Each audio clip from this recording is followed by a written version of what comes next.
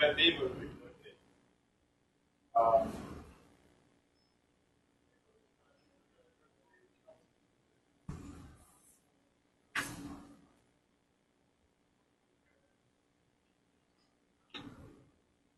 Oh, do you need to log in?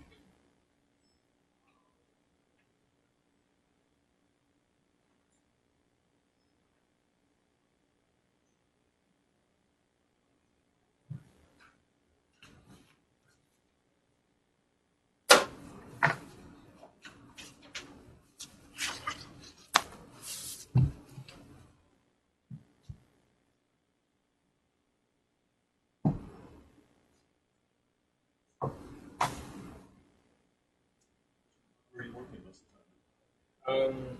Working half of my time with Margaret and half of my time with Oscar.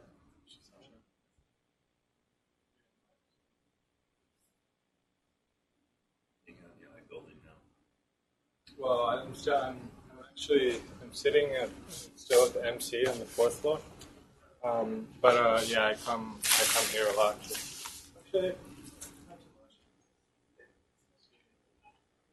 How are you? See Oscar really more once every like 3 weeks when he's here.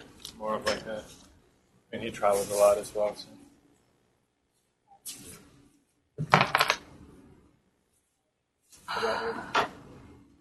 Still with the labs team, my little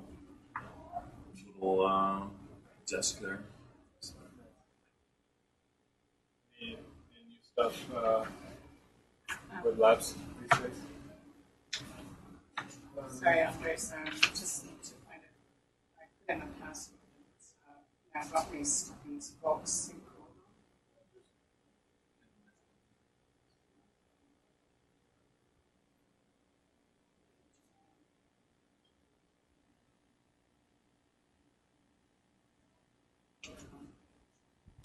Let's see what's new. Oh, they're looking honestly. I mean, she's going to Echo. Oh, really? Yeah. Did she do the batch? No, she was. I don't think she was batch matched. Keiko went batch match. Keiko and Lana. Yeah, and so they're having to search for her position. But I don't know. I don't know Lana. Well, she's moving, I guess, but transferring. Right. She won't be, I guess, leading the lab team anymore. That's right. Yeah. So.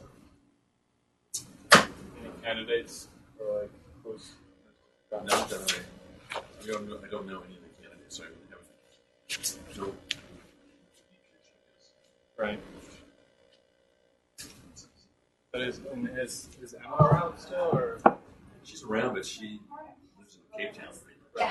She's actually going to be here next week. Nice when you see familiar faces. But she's still like fully working with labs, or? Yeah. I mean, I work a lot with her now. Okay.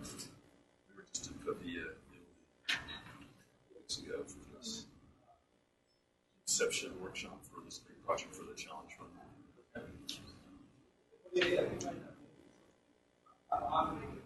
It's nice to see her. I don't know how much longer she's going to be able to hang out in Cape Town.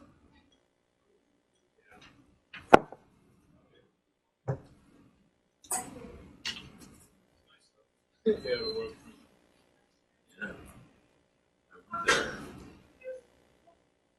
while ago because I had to go to Joburg and then Mauritius, so I had a weekend down there. So I went to Cape Town. Really nice.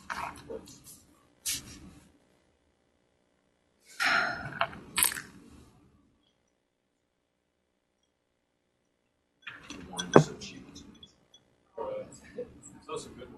Yeah, that's so it makes it even more amazing.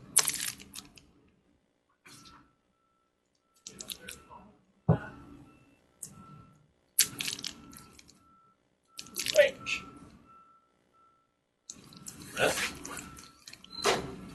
See, I made it all the way over here that time. Wasn't just going to dial in remotely.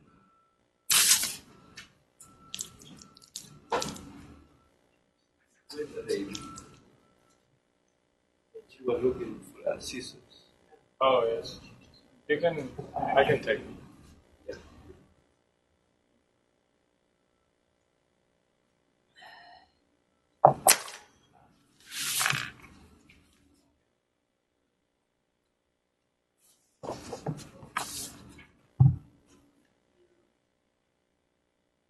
I'm gonna go to any of the upcoming conferences, like WRC, Brussels now. Not involved in those. Yeah. No, I'm not going either.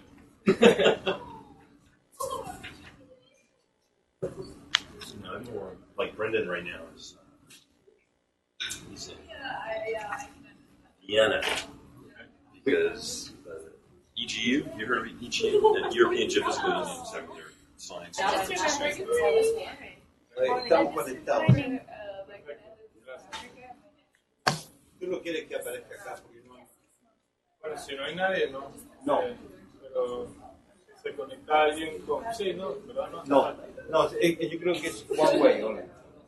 One way. Es mejor. Pero la gente sí ve el video de. Sí, va a haber todo. Va a haber esto y va a haber el cuarto. Perfecto. Gracias, Luis.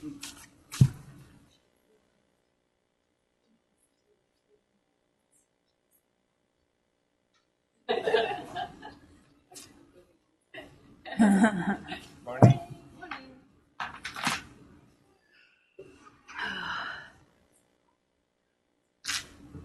Yesterday I got here late, so everything was gone. By the time I got here, Oh, really? around So 9. now you're I'm gonna go early. Yeah, I know, right? It wasn't like that yesterday. Start like that. You did?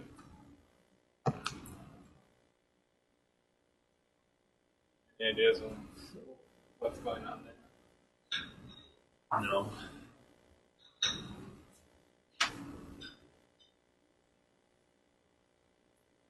Monitor on that.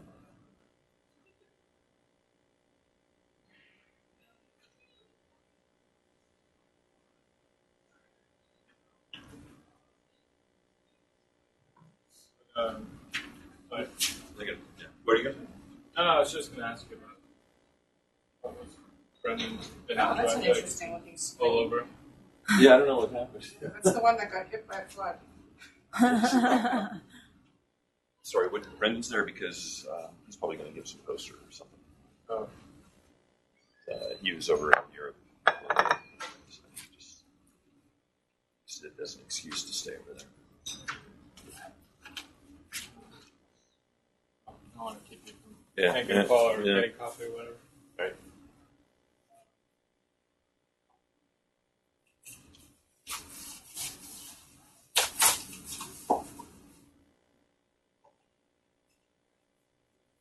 Good, how are you?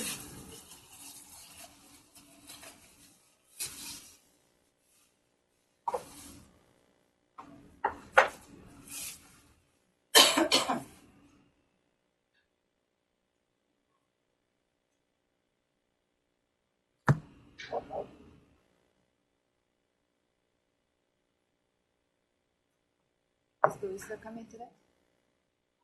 I don't think so.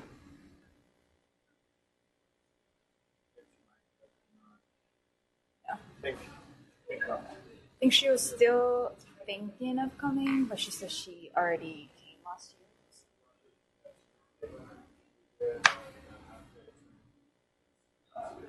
Okay. Okay. But not.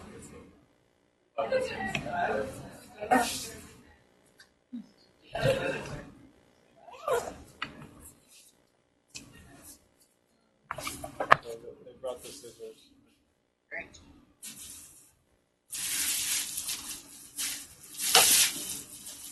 Didn't have time to do this metadata. Whenever I come to DC, there's a man I've gotten to know that sells flowers outside of a metro stop. Right now? Yeah, and I quite like him, so every time I come, I just like to support his flower business, so I buy some flowers. And yeah, that's what I went to last night. Shame. I was trying to put the musical side kind of business, but I realized that I never had everything was in cars.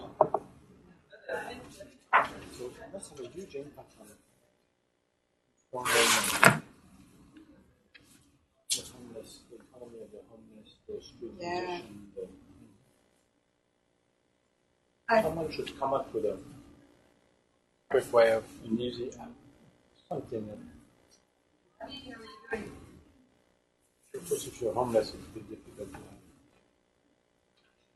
I don't know much about it. I only saw it in a news broadcast. But back in Australia, there's this whole new program of it's been instituted with street people using apps and smartphones to connect them with the world and do all sorts of things.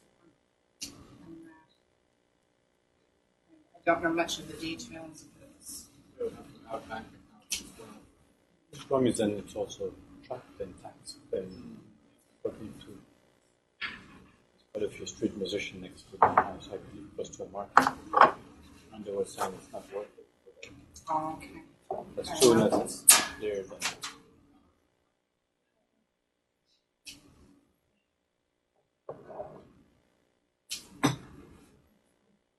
Just text him on. He texted me saying, "Where's the RC meeting?" No RC meeting. And then I said, "Everyone." He did not RSVP. Niels, I think, registered on this unregistered. I didn't see him. Difference between mine. No, I think it's still good. Yes. I think we've made some progress, 100%. But no, on gender and social justice. Oh. And now his daughter's born, it's going to be too.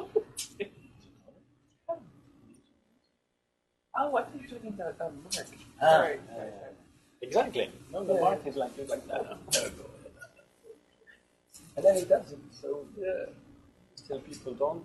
I told him Karma was a bitch and a girl. He like doing that. Still a bit like a deer in the headlights, though.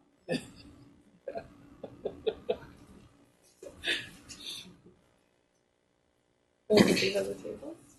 Yeah, that's Oh, sorry. yeah. So I visited my flower Your same guy? Yeah. We bonded. I'd like to figure out Do you remember you when you come back? No, I have just to. so I get like a promotion. Definitely. Hi. Everyone else. Is this? Yeah. I like the paper cups. Very nice touch. Yeah, that's all I had. I wasn't in a position to temporarily steal the glasses from my hotel room in this place. I like last time. Did a very good job.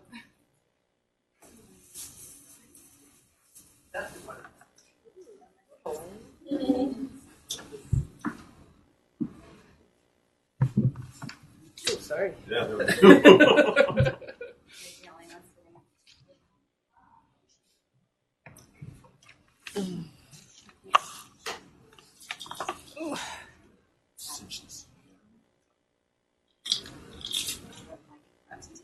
There's also something I've always just found a little bit grey about a lot of the training rooms and meeting rooms at the bank. They're very conducive to people falling asleep.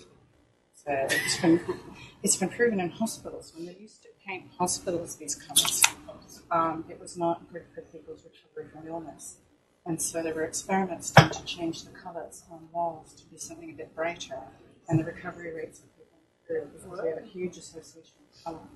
So this sort of room is like, and with the grey coloured carpet, it's like those old hospitals. It's more, it will incline you more to fall asleep and to tune out. Are we doing that next time? Yeah.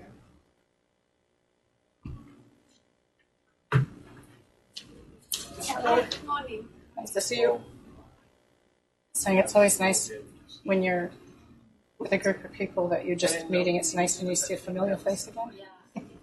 You know how it was like smaller?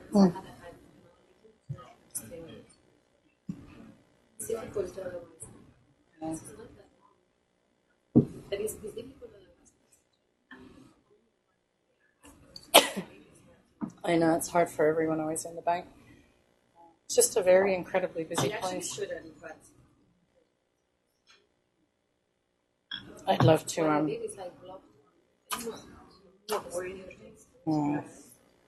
in my fantasy world, I'd love to have the money and the means to whisk you all the way to do the combined social agenda and everything together in a 3-day program, which is more normally what you do with these things, where you get plenty of time to go bit by bit and to try things out.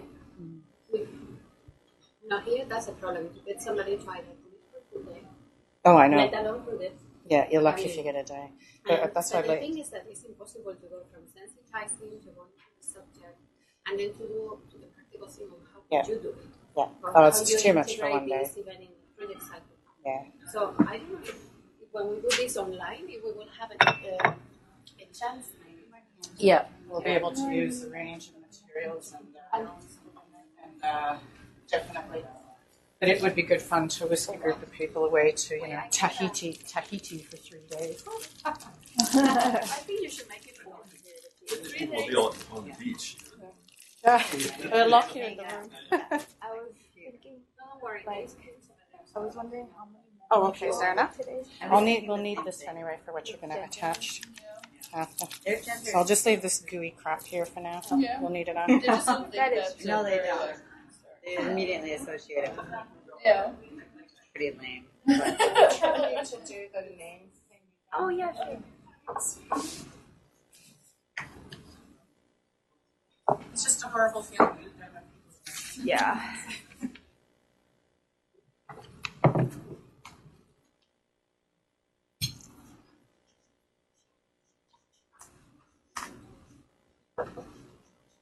Oh, can I give you your scissors? Yes. Thank you so much. Angel of Mercy.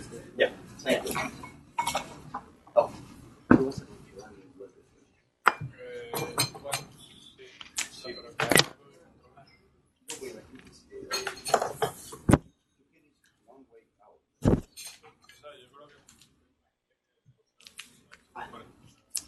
No, porque a veces llegan hay alguien nosotros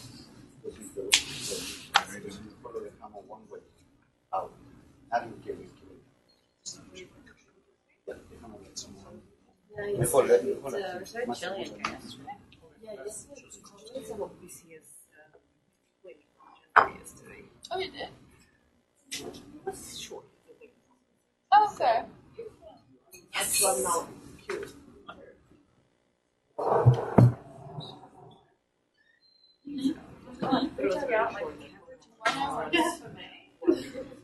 They don't know when it's ever.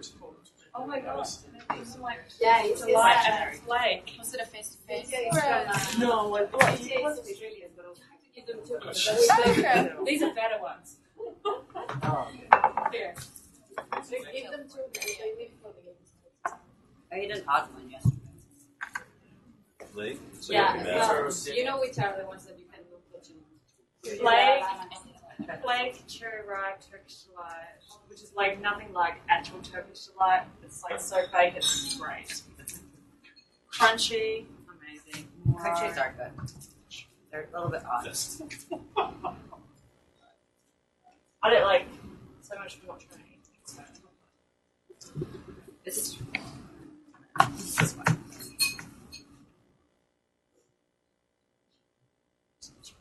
It's got caramel and nibble. It sounds kind of like milk.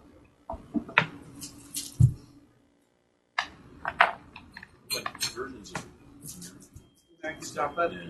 or vice versa. No, we can come to Americans eventually. There's nothing like that in America. Others Oh no, this is like a butterfield. No, it's definitely not. It's kind of like it is crunchy. Like an expert. I've eaten a lot of Kendrick chunks. Everybody's best.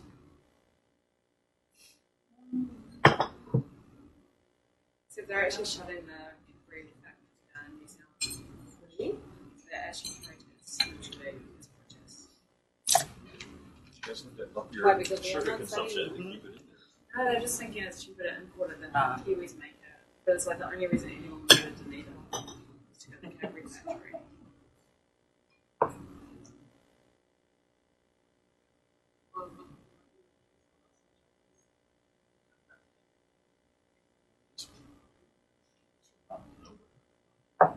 No dissing. It's a long ways from the sugar. Yeah, but it's very close to the massive consumers of it. I think New Zealand rice is probably one of the highest consumers in the world. And Easter is like Before it's like, in the world. yeah, it's like Halloween on steroids. But it's just More? chocolate. Even for the US, I was Yeah. actually doing some research recently. Really? Mm-hmm. Yeah, Easter's bigger than Halloween in the US. for candy. That is crazy. Yeah, I was very surprised. No. I was curious about.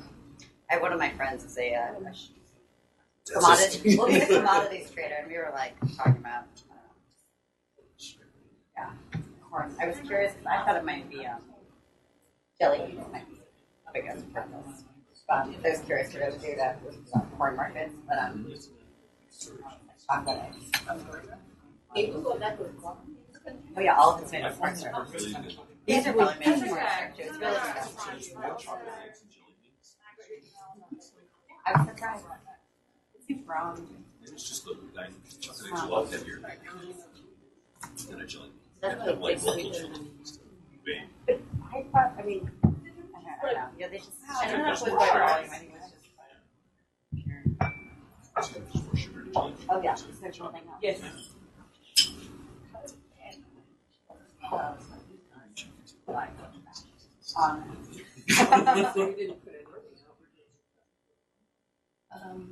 Yes. Yeah, I was curious. So, should I ask if it had any impact on the markets?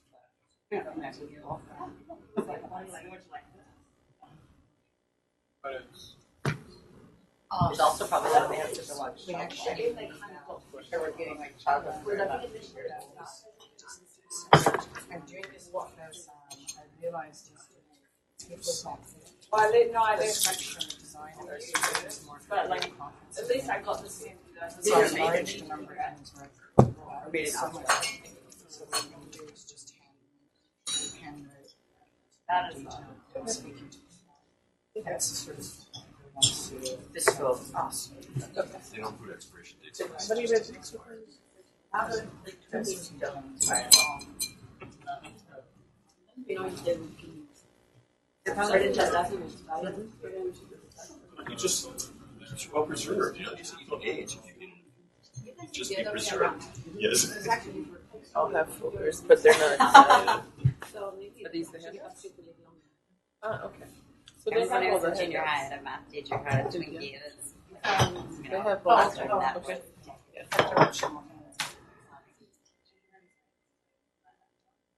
All right, so we can Still start. have Do you want to? Yeah.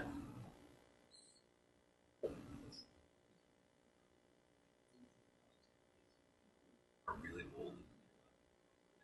They have longevity. It's never. Morning, everybody. We're going to get started so we don't get too far behind. Where did Francis go? Start, you look through. I'm going to ask Francis to kick us off for the day. Hello. Back home, like, Huh? like yesterday.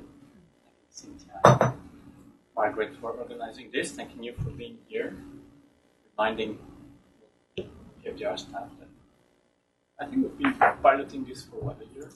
A bit more than a year. This is the second pilot. We did it once last year. Yeah. But this is the first time we're doing the full day. We ran a mini course last year. Also part of our efforts, which started more than a year ago, to try to enforce the fact that all GDPR are going gender forms. Is that the right term? Yeah. Going gradually, where at the beginning they're not too strict, but over time we want to make this stricter. To be able to make that more strict, we have to have a proper support system. So we can answer questions, make suggestions, help the teams who sometimes may be struggling with what to do with their project and what could be done. That's why you are getting trained. I'm going to go to the office right now. But you can also spread the gospel.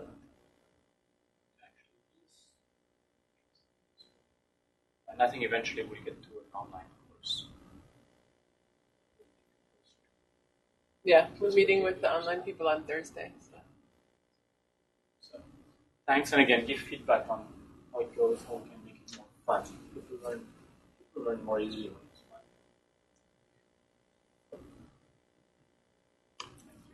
Thanks, Francis. And take it away. Okay, excellent. Welcome, and welcome again to a few. Welcome back, I should say.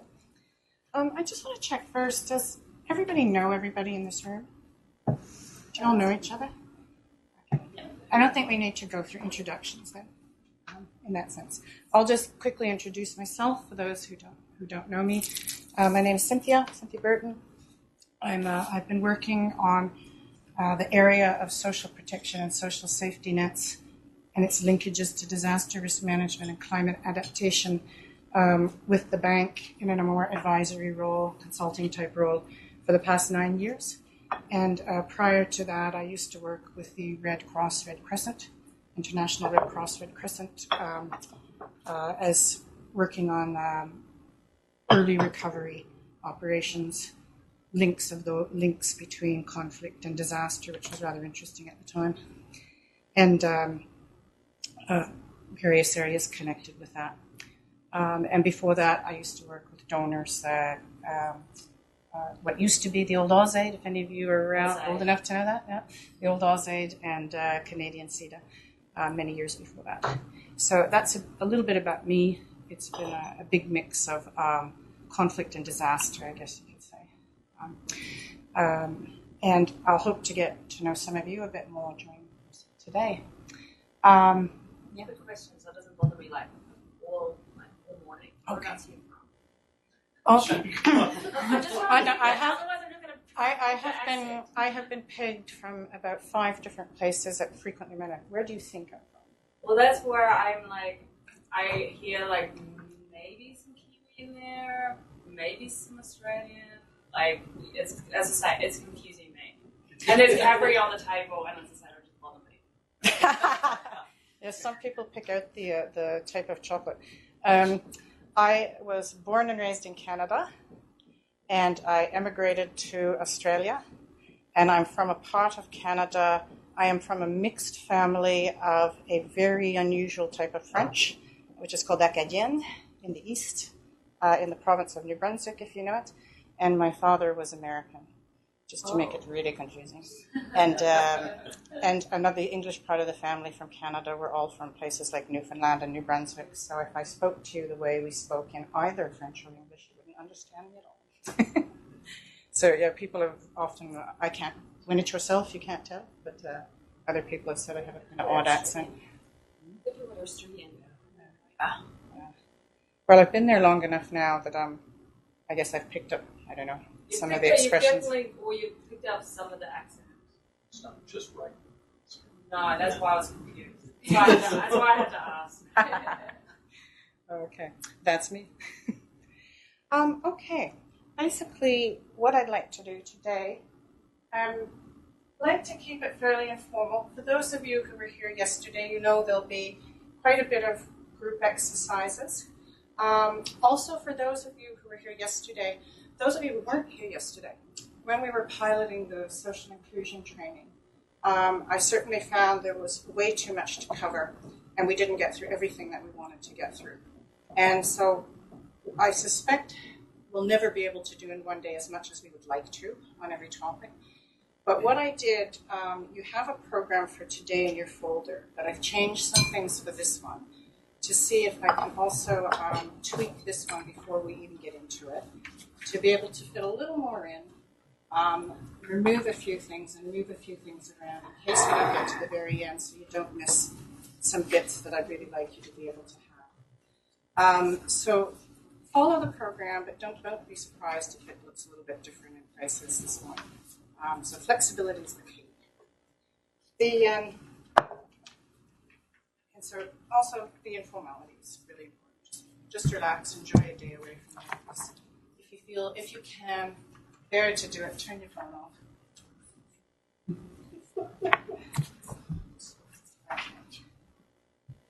Okay. Today we move on from social inclusion to what we also call gender inclusion. Like with every course, we start, what is it we're trying to do today? What we're going to attempt to get through? Increase your level of understanding of gender-differentiated impacts of hazardous climate change. What causes this? What contributes to it?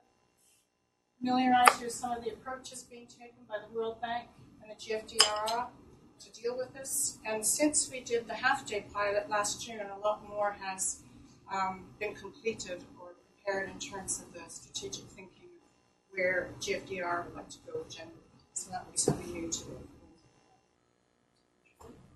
And to orient you to some of the approaches and tools and mechanisms that are around for analyzing barriers to gender equality and women's empowerment, identifying opportunities to boost that in your programming, and how do we begin to figure out how to capture the results of what we're trying to achieve. So fairly straightforward, I hope. I'm just going to check, are you all DRM and GFDRR? Any social development people? Right, okay. That's fine. Can I just get a show of hands of which of you are GFDRR? Just find out. It's all of us. Oh, all of you. Yeah. It's all GFDRR. Okay. What I would like to do is to just get you going through that. Can you give me an idea? Is this sort of what you're expecting to get, and is there anything specific that's not there that if we had the opportunity to mesh it into the program today that you'd like specifically to hear about? Since I think that together with the analyzing the barriers, it would be good to look at what are entry points so that we can see, when we revise the project where there is something. From the point of view of being a GFDR. And I guess from my perspective, I've worked in DRM for a really long time. I've always wanted to include gender better in our program. And I think that, thinking about the exercises of different types of programs that we might have in DRM and what are different ideas on how you incorporate gender into those. Because I think for me that's just ultimately been the biggest struggle. That's gender disaggregated data. Often the data just doesn't exist. I think any that's data. a challenge for many people that they don't know where So I think for me that's the most critical part. Okay, so we'll try to spend a bit of time on the gender analysis and the data bit. When this goes online, this training, the version for social development specialists will go into tremendous detail about social and gender analysis. Much more than I will with you today, though, because you're more likely to be engaging someone to help you do that. And it's more a matter of knowing what is it you're looking for, yes, and how do you get that support, than knowing how to actually, the nuts and bolts of how to do one yourself. For those guys, a large chunk of their training is going to focus on exactly what are we looking for in a disaster risk management context out of a gender analysis. So definitely we'll go through that. The entry points have been worked around more around the World Bank project cycle. But as we go through that, let's have a look and unpack that as to where you would be intersecting the bank people, what points, and what you might be doing. I find it quite interesting because I've noticed that a lot of the things that you fund that are considered small money by the bank tend to lead to gigantic IBRD loans and other sexy stuff like that. So getting in on that ground floor with some of those proposals where you're going in and doing things like risk, preliminary risk assessments and preliminary discussions and designs for planning a DRM strategy, this is just about the most critical place where you could make a massive contribution from when I look at what you're doing in GFDR. There are other places too, but this is one that really sticks out for me in terms of its what happens downstream here with your banks. It's because I was asked to make this a thing that combines bank and GFDR, so it's a big challenge. We'll give that a good go.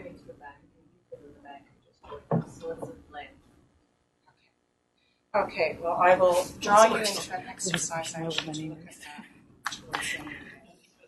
That's specific between the two agencies since you're together. Okay, good. Well, we'll aim for that. Excellent. Well, like with all things, we should start at the start. Welcome to a few faces. So we'll start first with just getting familiar with some of the concepts to do with gender equality and women's empowerment. Same as for those of you who came to the social inclusion training yesterday, if we're going to look at issues to do with gender equality and women's empowerment, it's generally pretty important to start from the self, to start from ourselves, because we are gendered beings. We are influenced and affected by our own upbringings, our own socialization, our own experiences in life.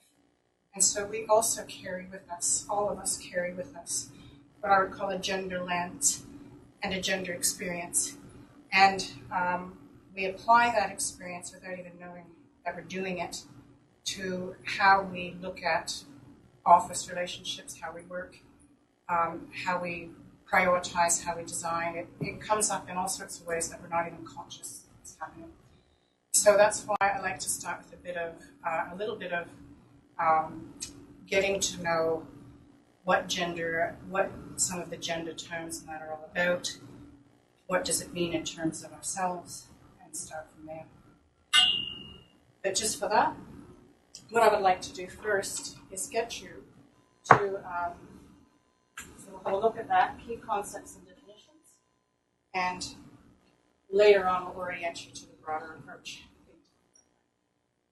And what I'd like you to do here, how many of you have come across multiple terms in your work already? Being gender smart, gender mainstreaming, it should be gender equality, it should be gender equity. Really clear? Totally clear? Look out for women's agency. A lot of women's agencies. Yeah? Well, why don't we start with unpacking what all that jargon means. So what I would like you to do is I'm going to give you a slip of paper. And you'll see on the wall a whole bunch of terms. I would like you to try to figure out how many of you got 1, 2, 3, 4, 5, 6, 7, 8, 9, 10, 11. Okay. With the person nearest to you, I'm going to get you to take a couple of these and figure out, match the definition that I have here to the term. See if you can figure out what it means.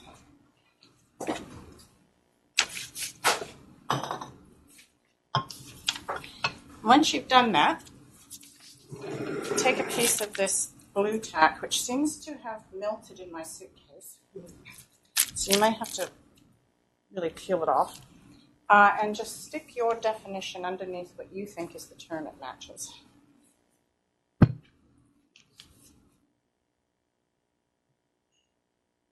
You're allowed to get a little help from your neighbors. Try and figure it out.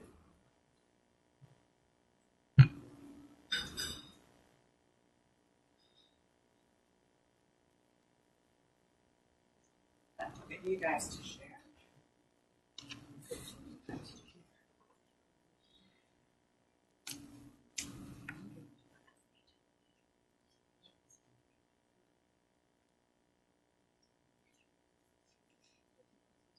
I'm going to get you to share.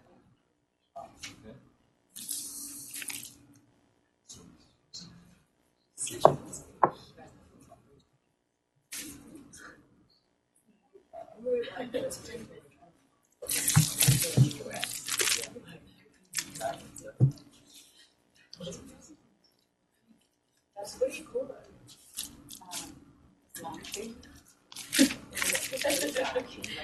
Good. It's good.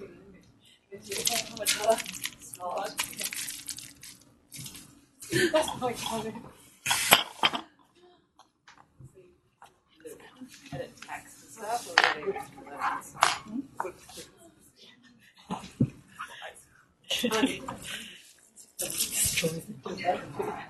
text it down.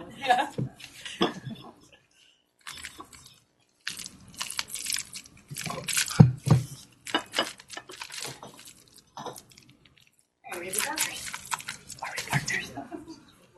We're too fast. We're too bad.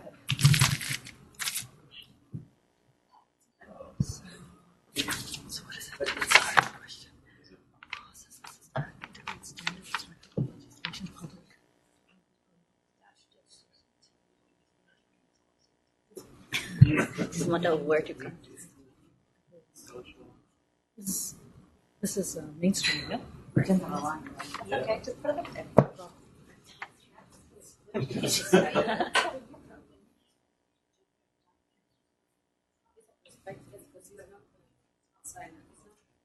Hi, welcome.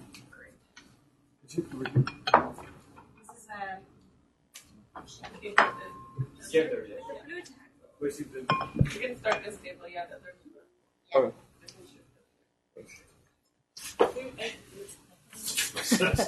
Somebody maybe stolen. It's over there. It's close to it. Sorry.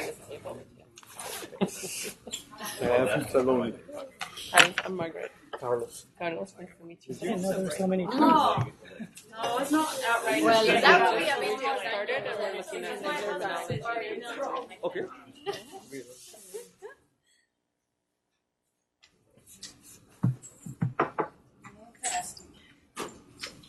I'm going to give you another one too.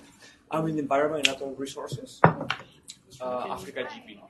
Sorry, it's a bit scrappy. Camila, and Yuka.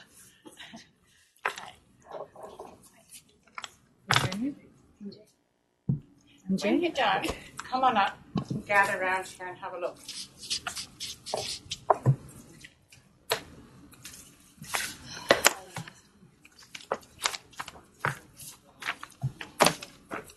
Not those. Exactly. But where's the... Yes, that's the ones.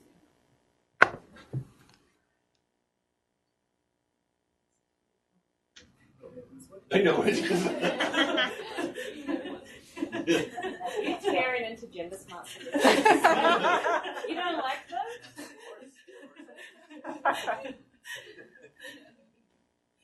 Okay, anyone left?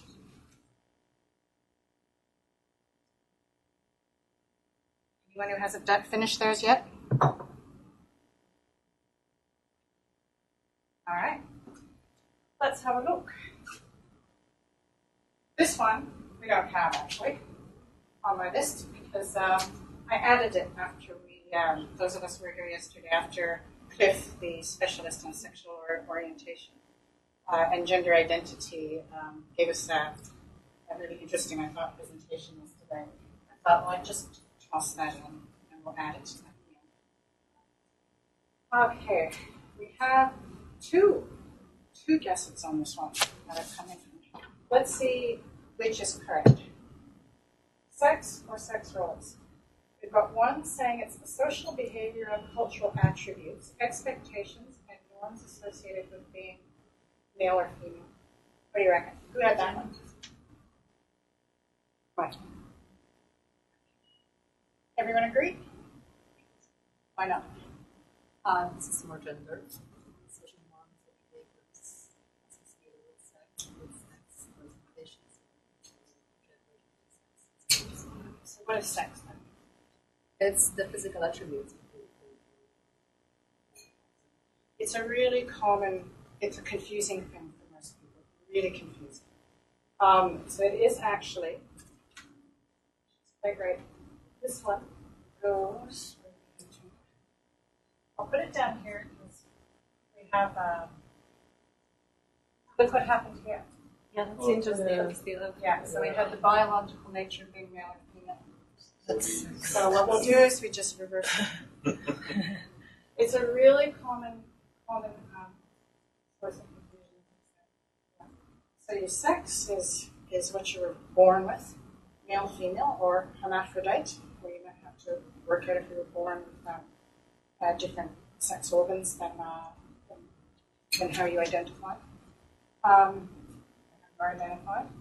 And this one is all about how we learn to behave, basically. So our gender roles are the things that society teaches us. In some societies, and in the one I come from, for example, if you're having babies, boys are supposed to get blue and girls are supposed to get pink. And men in Australia, most of them would be horrified at the thought of wearing a pink shirt. And it's concepts like women are associated with being quite often the caretakers of children, and men are associated quite often with being breadwinners. So that's a gender role. It's something that society has decided is the way that men and women behave and interact. And this is a really important concept in terms of gender analysis and gender equality, because sex is what you're born with. Gender is something that society defines for you and can be changed. And I'm sure anyone here can think of an example of something that's changed in terms of gender. So that's the key difference there. One's biological, the other's sociological. Some had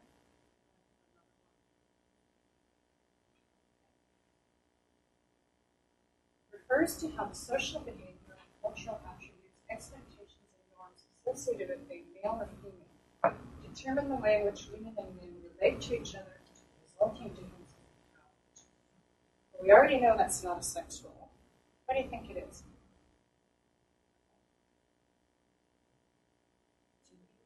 Division of labor.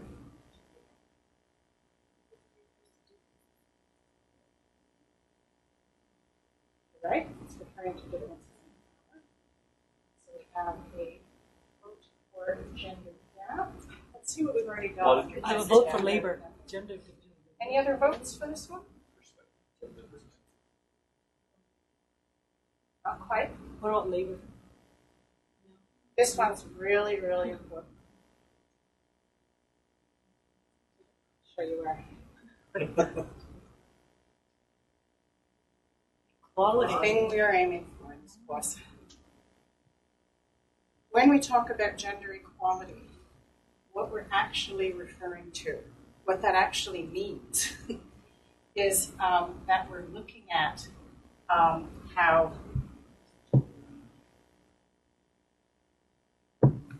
the thing that I just mentioned, how the fact that we've been socially constructed to behave and be a certain way, gender, what happens when the two genders interact with each other? What is important about those differences? So in the way that we as societies define these are appropriate roles for men and these are appropriate roles for women, how does that affect and the way that we're supposed to interact with each other? How does that affect our relationships in terms of the power and I add to that the status we have in relation to each other? So if I give an example of that, if go to a place that I lived in to go away from my own culture. So in Pakistan, and I'll go to disasters. In Pakistan, women are not supposed to leave home.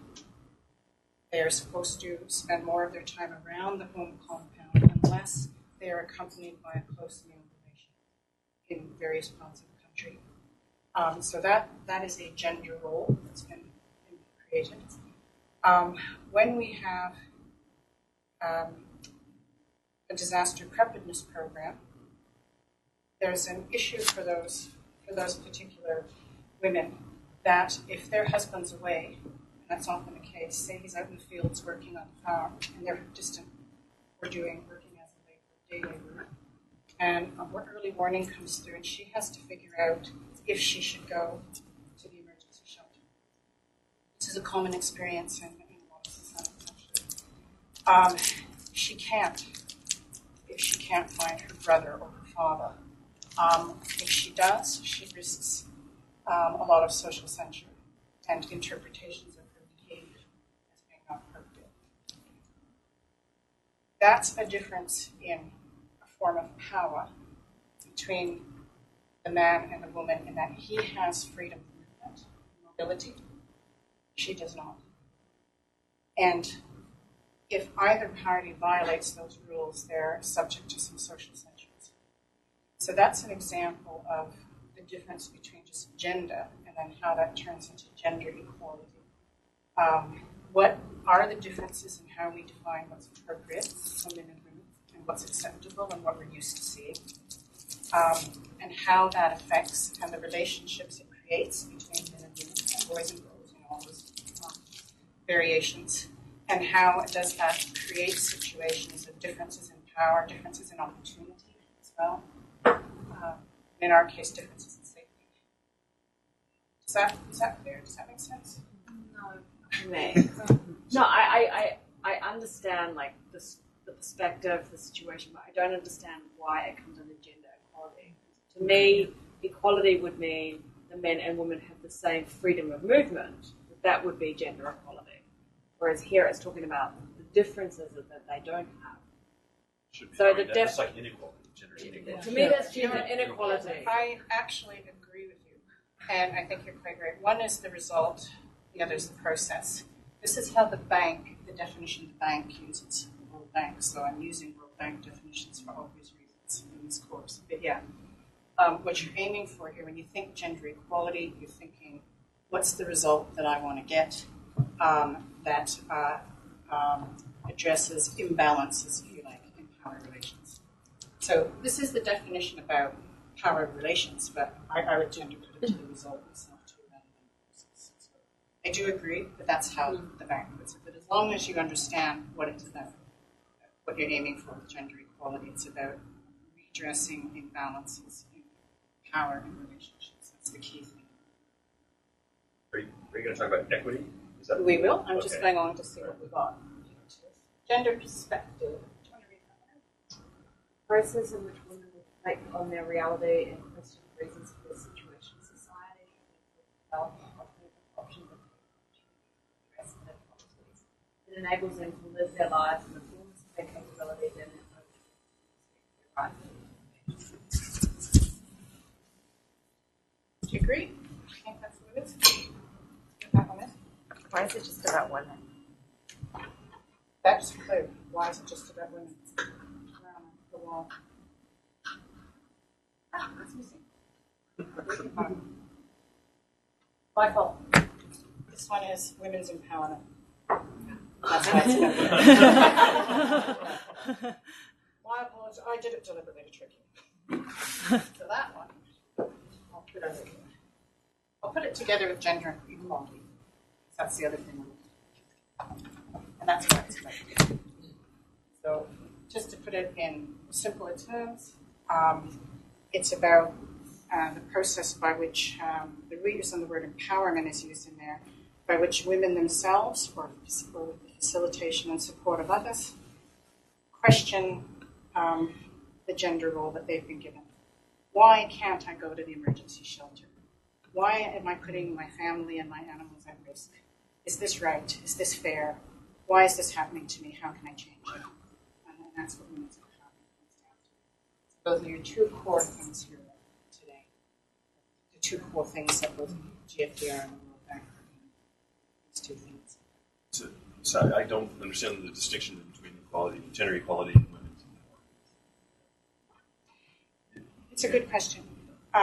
So gender equality, looking at how to redress imbalances. Women's empowerment, it's like a corollary to that. Because quite often, actually we'll go right to equity, and that'll help me to explain it. So where are we with equity? Equity is everywhere. No, I mean the definition. So we'll look for what did we, I'll actually come back to you. We'll go through them all and I'll come back. It's better if I explain it together. Okay, we've got gender mainstream. How do we go with that? Someone else want to read it out, Sonia? A process that systematically integrates gender perspectives into legislation, public policies, programs, and projects. This process enables making women's and men's concerns and experiences to be made an integral dimension of the design, implementation, monitoring, and evaluation of policies and programs in all political, economic, and societal spheres with the goal of achieving gender equality. Is that one sentence? Yeah, that term comes up a lot, and I'll also explain that in relation to this. Okay, gender gaps. I have gender gaps. Let's move to gender division of labor. So, can I get Christina to read that one? Concerns the allocation of tasks and responsibilities between women and men at home, at work, and in society according to patterns of work that are felt to be acceptable in a particular place and time. That one's sort of pretty self-evident. Agency. This is a word you're going to hear a lot. What's women's agency? Or anyone's agency? Carlos. The capacity to make decisions about one's own life and act on them to achieve a desired outcome free of violence, retribution, or fear. That one got nailed? Is that one pretty clear? The gender itself, so we're back here. Missing gender. I wonder, my cutter did some strange cutting. That's why it's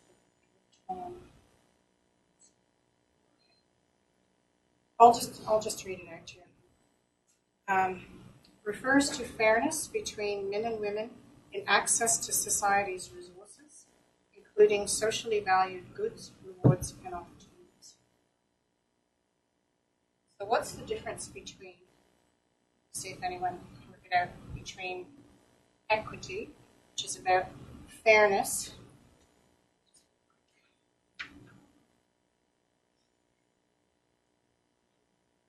I'll just put short form fairness and access,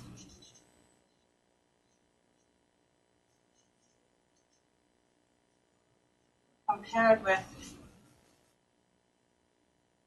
looking at changing the relationships, if you like, between men and women. What's the difference? One is process and one is goal. Not quite. One is in origin. One is in origin. Is to create quality of opportunity. Yeah, that's one way of putting it, equality of opportunities. Yeah. And another way to express it, what you're saying is, basically, historically, when programming first started in the development field on gender, originally called Women in Development and things like that, we referred to trying to achieve gender equity. And we learned along the way that there was a bit of an issue with that, in that it was believed that if you just created the same opportunities for men and women, there's a scholarship on offer, you can both apply, that provided women were allowed to apply for that scholarship, it was fair. Men and women had the same chance, they could compete the same way, in the same way to get that scholarship. What we found, though, is that differences in the way that institutions operate and systems operate meant that what looked like a neutral intervention that was fair to both might not be. And the ability for that woman to even access, to apply for that scholarship, meant that she had to have the time available to go to school, the ability to study. She had to be considered appropriate. She had to consider a career path for that scholarship. And this happened to me actually at the University of Queensland when I used to work in the Equal Opportunity Office. We found that because of the gender roles that most women played, that they were the child raisers, that they were usually at home, not working for a good anywhere from 3 to 10 years of their lives. They might be out of the workforce. And generally, it was their husbands who were picking up the main breadwinning role while they did that. They were not in a position to even apply for a scholarship. They needed to have a rebalancing of the roles between them and their husbands as breadwinners and child care providers. So that wasn't working. What we had to do was get at the root of the problem of why they couldn't come to study, rather than just creating an opportunity for them to study. Even if we said a woman-only scholarship, they would have problems applying and meeting the criteria. In that particular case, what we did in the end, after consultations with women who wanted to continue into higher education, was that we made it, one thing was there was an age criteria that came out of an institutional lack of awareness of the differences between men and women. We changed it so that there was, you could only apply up to the age of 35. It raised the age limit to 45, and we suddenly had a whole lot more applicants because that's when women were going to be entering the workforce. We also had discussions about what could be done to support them and their families to be able to study effectively, and what could be done with they and their husbands and their children. Does that help to clarify it a bit? I can give you another quick example. Think of it as leveling, ways to level the playing field. I mean, it seems like if you had gender equality, then gender equity would not be an issue. I'm going to do something. Yeah. Yeah, that's why I thought it as a goal. Like, if you get equality right, you end up with equity. That's why I saw one as a process and one as the result. Okay. I mean, we're aiming for gender equity. To me, I see that as a bit of a goal. I'll just do one last quick thing with you. As long as you've got the basic idea, that's the most important thing. But I'll do a quick thing with you. I need 2 volunteers. Okay, we've got Christina. Or someone else. Okay. I want one of the people who's quietly standing there. Okay, how about you? I'm not doing it. I'm not feeling witty. You are in terrible strife. There has been a dreadful disaster in Switzerland.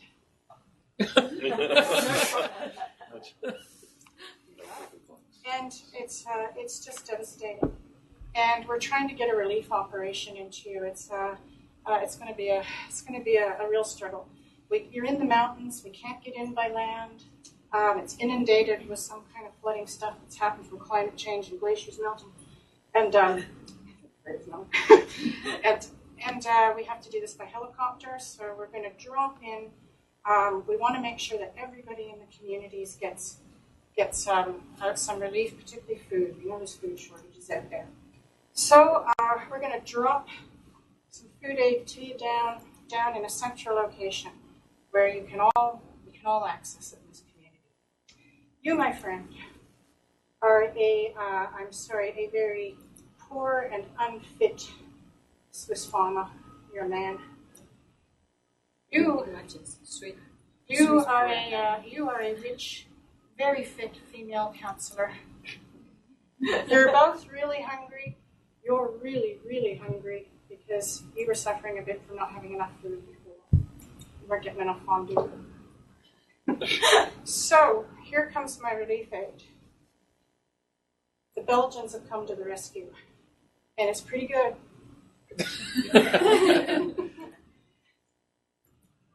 Here it is. Go for it. I wasn't even there. Yeah. I knew the information before. So you got it. Is that fair? No. Why?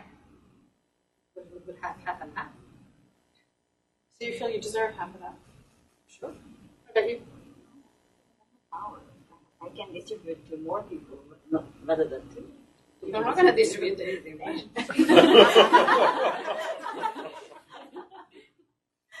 Christina's hungrier. Yeah, I'm hungrier, so I could even take the full bar. Yeah, so you might, But you I went might, for this other one. you might be thing, so but then motivated you might run faster.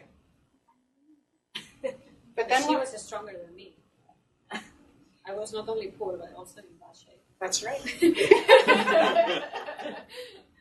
So, what do you think would happen if you rushed in and you grabbed the aid first? I'm very sure it was more than 10 people rather than you.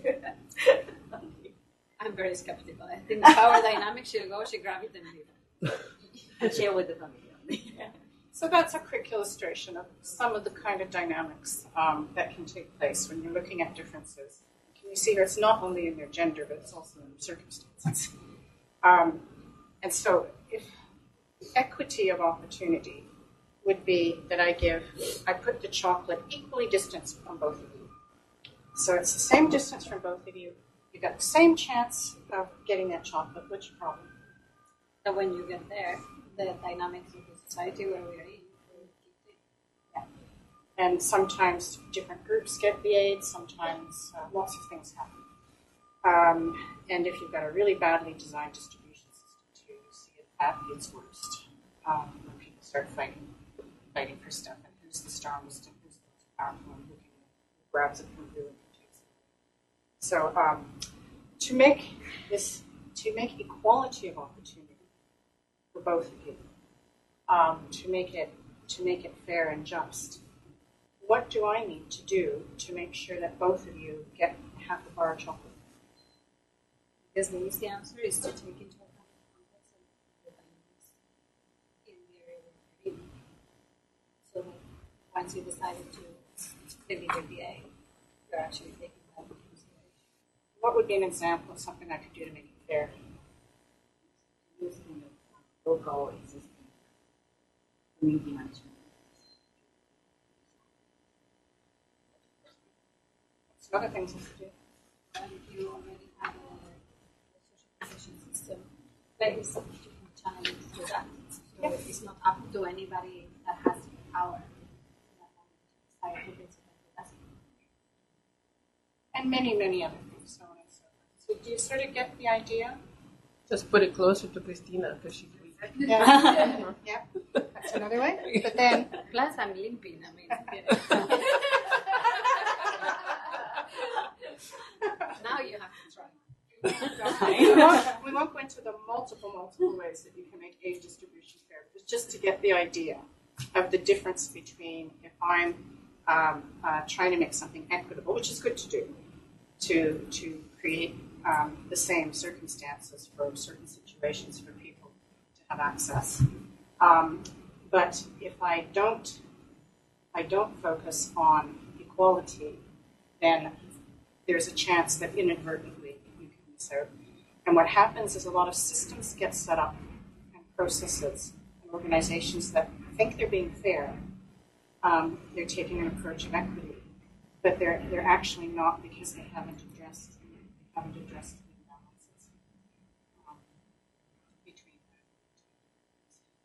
them. So just a quick question, because I want people to get the message that, like, are we just saying don't use the term equity? Like, I think we're seeing a shift in language in the bank documents that we should use gender equality rather than. And it reflects a shift in approach in the thinking of the bank. It's actually quite a big shift. And it's a shift that many bilateral aid agencies that are the donors to GFDR and contribute also to the trust funds of the Okay? A number of these donors have made that shift between 5 and 10 years ago. So you're a little bit catching up with where that's been. And that's the new strategy, which you'll hear more about later, of the World Bank. You'll hear a bit more about that whole shift. The other thing I can do to empower her, we talked about equality, but if I wanted to empower this for Rikki Man, I could also do other things to make sure that I have a special targeting that only quarterly women are allowed to show up at this particular time. I think, in fairness, that these two ladies, they've worked hard in front of you. They should be able to share the books. With 10 people. I will leave it up to you to work out. Rico, you are in that table, no? Yeah. Oh, you're here. You should have me.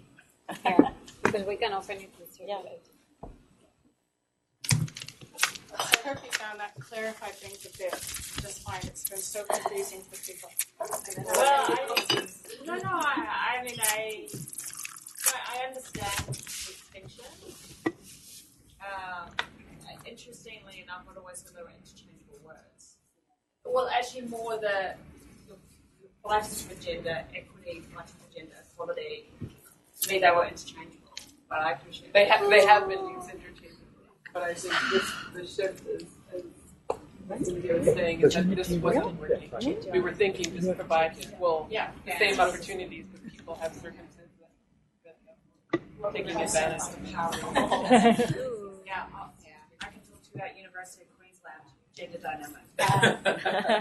I got to see it firsthand. There's a little picture that someone from the UBC came up with that sort of matches the exercise. We brought food for everyone. Go get it for free. Go get it from the tree. Which sort of visualizes those differences as well. Okay. Now let's move on to yourself. Now that we're starting to get a handle on some terminology, we're going to move into some other terminology.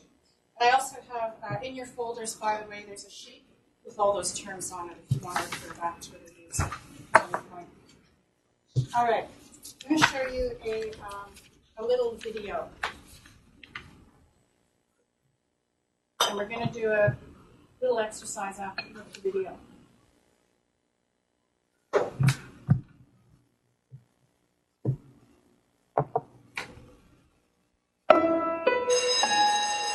This afternoon, we're going to draw people doing different jobs. And the first job we're going to draw is a firefighter. Have a think in your head what a firefighter looks like. What's your firefighter called? Mine's called Firefighter Gary. Firefighter Stan. Firefighter Simon. He's big and strong. He's got a big helmet on. That's brilliant, isn't it? Next, we're going to draw a surgeon. Have you thought of a name for your surgeon? Jim Bob. Jim Bob. He's a brain surgeon. I think he would wear a stethoscope. He gives you medicine.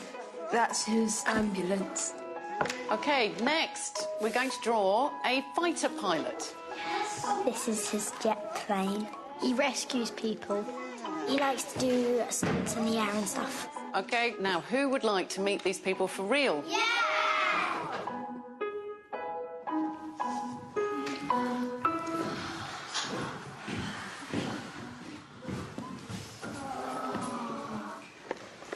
When they're dressed up. My name's Tamsin and I'm a surgeon in the NHS. My name's Lauren and I'm a pilot in the Royal Air Force. My name's Lucy. I'm a firefighter in the London Fire Brigade. So who wants to know how to do an operation? Who's putting it on? I'll try my stethoscope. We put this in here. There you go. Now you're a proper fighter pilot. So into your ears. Can you hear that? Yeah. It's really good. It's much better, yeah, it's much better than my kids' one.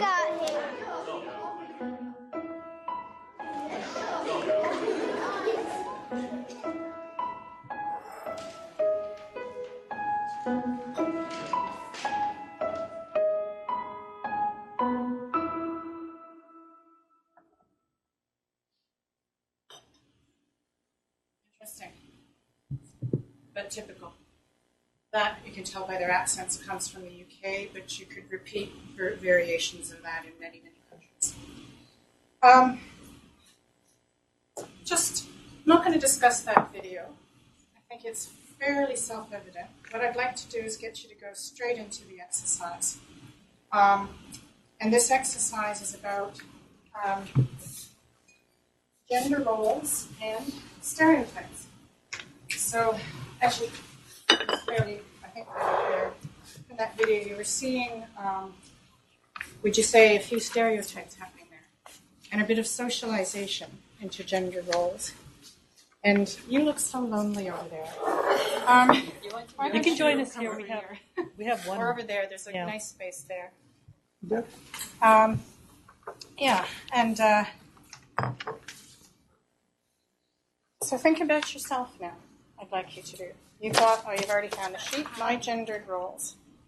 And what I would like you to do is, together with the person next to you, might count 1, 2, 3, 4, 5. Actually, we might get you. We'll switch one. Would you mind coming over here just for now, just for this exercise? Sorry, and just so we have an even balance of people. Thank you, Cindy. It's with your partner, the person nearest to you.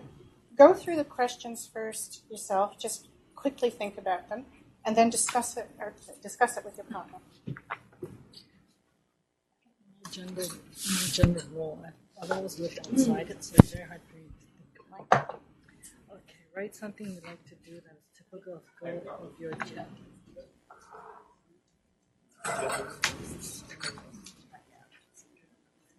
What is it that you like to do that's typical of your gender? I don't know what's typical of my gender. What's typical of your gender?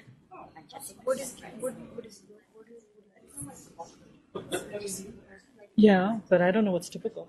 I mean, like, you know, like, you don't have to live in a certain country. Like, I guess, like, what is typically expected. No, but for you. Yeah, but I'm asking, Yeah. like, I'm trying to help you because you're saying that, like, you don't know, like, typical of your gender. Yeah, because I have grown up in so many different countries.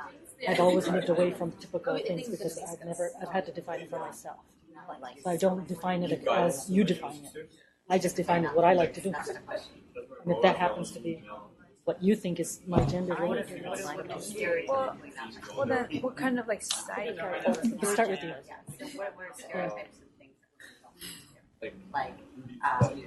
What is it that you like to do? Like, I guess, like, for women, you know, you're supposed to... I know what it is. I know. Okay, go ahead. I do not like to do. Okay, dress up. That is typical of my Men gender. dresses up too. But that's women dress up too. Well, I don't think that's... No, you're not commenting on mine. You just write what you would think is yours, what you like to do.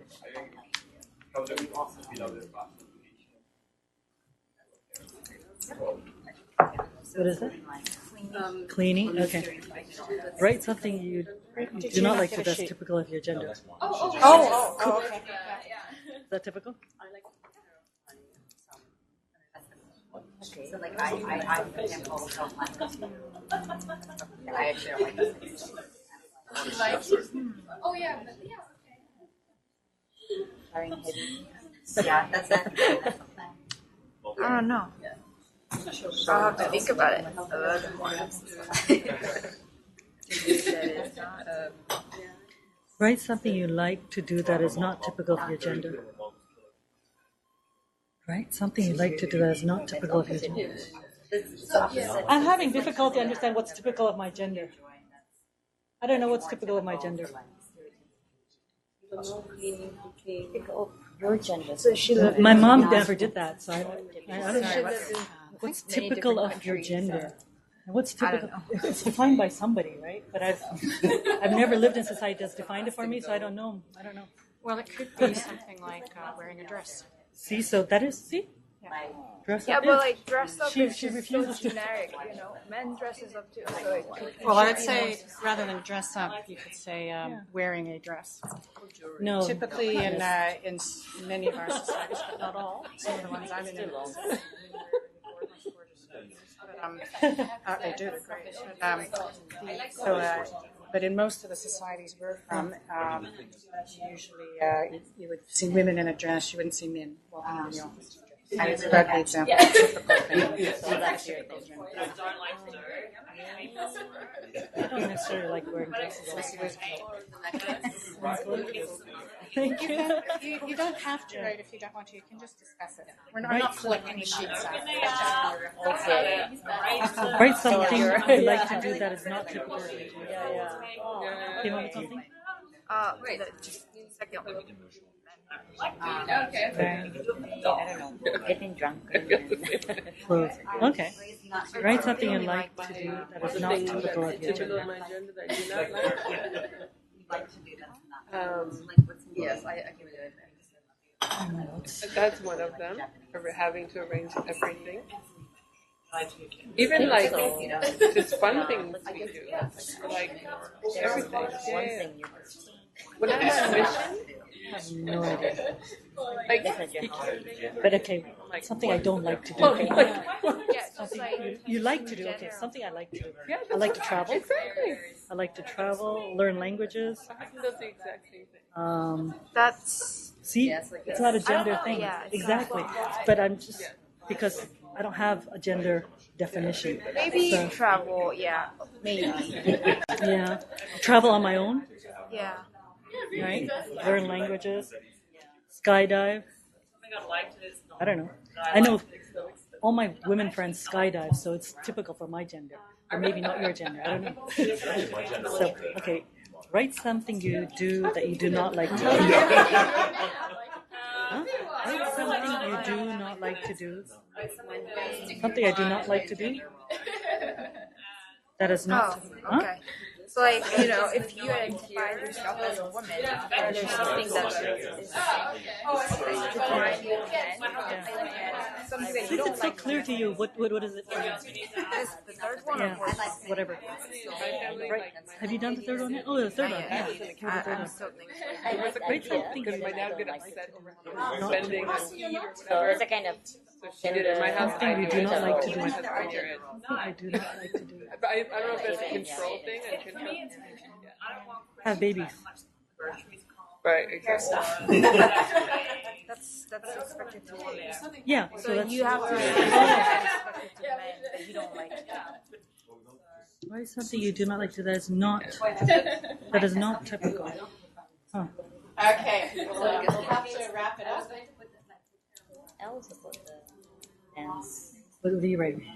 Being. Has everyone made it through? Well, what society do you come from? Okay. Koreans got very strict rules. That's why for your head, in your head, it's very strict, right? So it's easy for you. Because, I don't know, but it's still hard to come up with something. yeah. Because I didn't grow up where gender roles are defined. Where do you grow up? I grew up in India. I like that is India, not typical there's of no gender. gender roles defined in India. But I didn't grow up in Indian I society. I think grew up in a men boarding school. which So I we didn't love. have parents there. We were all like a group of 100 kids living What together. is typical men's So it wasn't like they said we all had to do the same thing. They said that you do the sweeping, you do this. No, we all had to do it. We all had. So I lived in a gender equal world. So no one said, "Oh, you're a girl, so you have to." You know? Yeah. There was nothing like that. But I think if you grew up at home, you'd watch your mother doing something, your father doing Yeah, something. My mother never cooked. Both my parents were working. We had a maid. It wasn't like we had a maid, cook who was a male, a woman who was a cook. You know? Yeah. No one defined gender. I was gender equal. So, but I think if you lived in a home and you grew up in Korea, then people would be, oh, okay, you want to be Korean. Oh, no. I was just like,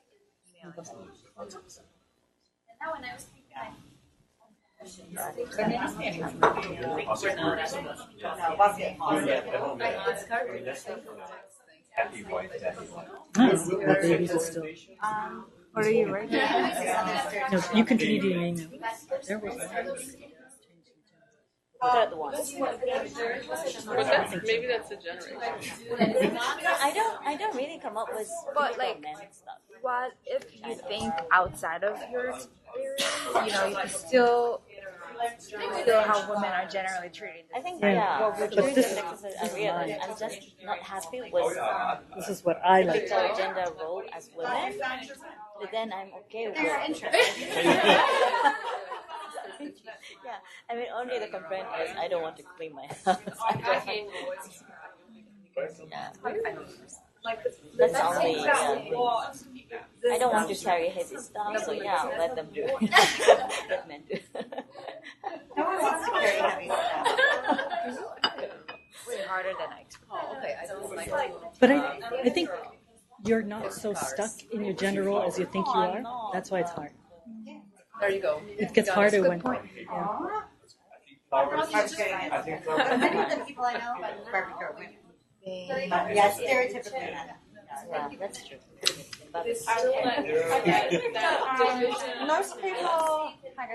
Most people have completed. If you're not quite done, it's okay. The purpose of the exercise is just to put you through a bit of thinking about gender roles and what's considered typical or not typical from your own society, and whether you fit some of those typical roles. We won't ask everyone to speak, but just a couple of people. Could you tell me what you noticed about the exercise? Tell me about. Did you learn something about yourself, or was there anything you found frustrating or different? Through this conversation, I realized I really grew up in a gender equal environment, so it was really hard for me to figure out my gender role because I didn't grow up with parents. I grew up in a boarding school from age of 6. We were away from anybody who defined our roles because we all had to clean our rooms. We all had to do it. So it never. Did the boys wear dresses? But it wasn't like. But it wasn't a role. We're talking about roles, right? It wasn't a role that they had to wear something. We wore whatever we wanted to wear. We were never told you have to wear a dress. Because it's a role, right? A way that people do things in gender. It's a role. Wearing dress is a role. It's a characteristic, a feature, an expectation. Yeah. Okay. Anyone else? Margaret and I equally had a discussion about how we hate managing all these appointments, doctor, dentist, kids' activities, play dates, everything you manage, everything, then you go on mission. And the kids do nothing. And you're nothing. Husbands can't manage to take him to the swimming lesson or with the doctor's medical card. Like you don't have that kids. whole organizational thing. Okay, I understand. I don't like. No. It happens when my I don't like having babies. I don't like the situation I have to have. Well, it's good to know that it's not universal. Well, as I went around the room, I noticed that a lot of people, after giving some thought to it, as you were doing, were articulating things they like to do that were outside of their gender role, or did not like to do that were considered normal in their gender role and in the gender expectation. And what does that say about gender roles? And about the definition of gender and the interrelationships? Artificial. Yeah. What was happening there? Yeah, cultural biases. We're dealing with stereotypes. Some of you were struggling with that, like, hey, this doesn't reflect my understanding of even my own experience of gender. But the peculiar thing is, we all do it. We box people into certain expectations. What would happen? What would happen if our two gentlemen, and Andres back there patiently working in the back, walked in this morning in a beautiful evening frock? What would have been the reaction? Questions? It'd be hard to move around or workshop in a frock. Laughter as well. So it's we do implicitly have all sorts of expectations, but what's really frustrating is we create some of these stereotypes, we live them ourselves, but we don't like it when other people do it to us, do we? So it's just a way to get aware of to introduce the topic or the subject of stereotyping. Now what I'll do is just give you a quick run through of that. And then Maria Beatriz is coming to introduce you to gender strategy in the bank. stereotypes are powerful. Like our three guys coming in an evening frock. The reaction if they came into the office. Rick, I'd love to see you walk into Francis's or Luis's office in an evening frock. See the reaction. So they're powerful. And they're learned from a young age. Remember the video? Did you pick up the line that said that we learn stereotypes between the ages of 5 and 7? There are some studies that say it's even earlier, like by the age of 3. We're already well into it. That stuff gets deeply imprinted in our brains. It gets so imprinted that we're not even sure. Do you remember some of you were struggling with in the exercise with what is a typical thing that my gender would do? I'm not sure of that. It becomes so ingrained that we have trouble unpacking what is normal and not normal for men and women. And some of the confusion becomes when the evidence is pointing against our stereotype, and because we don't fit it.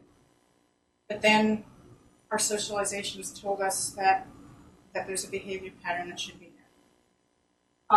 Complex mix of neurological and sociological processes cause this. Those of you who were here yesterday, we had a full presentation. We won't do that today about some of the underlying factors that affect how we construct images of groups. But just some of the stereotypes to run by you and how they affect the way that we think and work and our expectations. Women are not strong enough, it's considered, to do many things. Well, there are certainly physiological differences between men and women. There are many, many examples of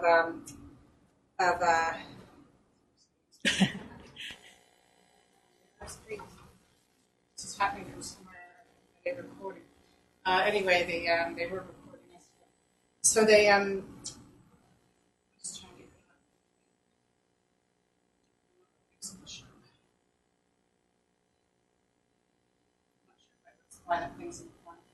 So anyway, there are many, many examples of women not fitting that expectation of not being capable of doing things. We see it endlessly in emergency services, endlessly.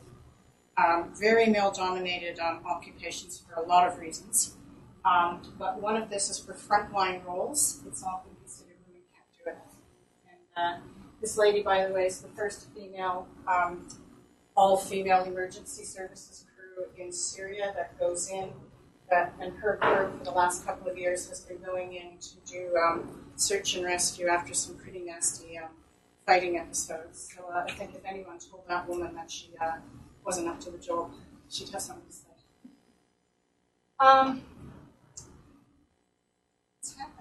I had an experience that was very interesting. I was on a flight, and they had a medical emergency, and a person came up to me. The cabin attendant came up to our row and said, "Doctor, we have a medical emergency."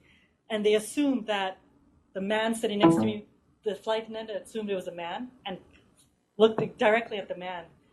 Because I put in doctor as my, when you put in your... yes. But the person didn't even look at me, looked right past me. And then I said, "Excuse me, no, I'm not a medical doctor." But, that was the direct reaction of what the... when you go to a bar with a guy and you order a beer, and they give you something, always happen. So we always give the check. Who gets asked to taste the wine? We all get that. I had it just yesterday morning in my hotel. The doorman offered the businessman going out the door to get him a taxi, but not me. Really? Interesting. Okay, this has frozen on me, Andres. Can you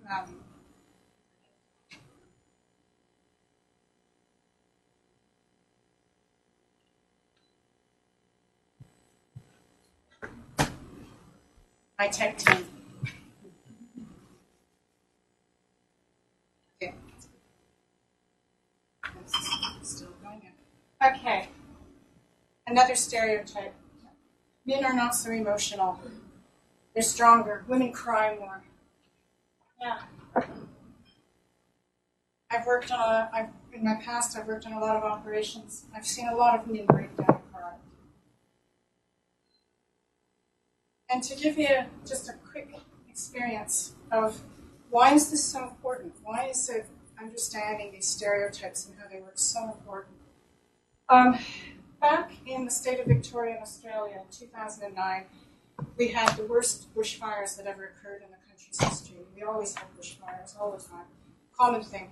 And just as I said here, that the power of the heat equaled 500 atomic bombs landing on Hiroshima. And lots of death, lots of destruction, a pretty messy situation. What happened, though, was a couple of women's health centers got inundated after the fires with phone calls from women seeking help in areas they didn't work in.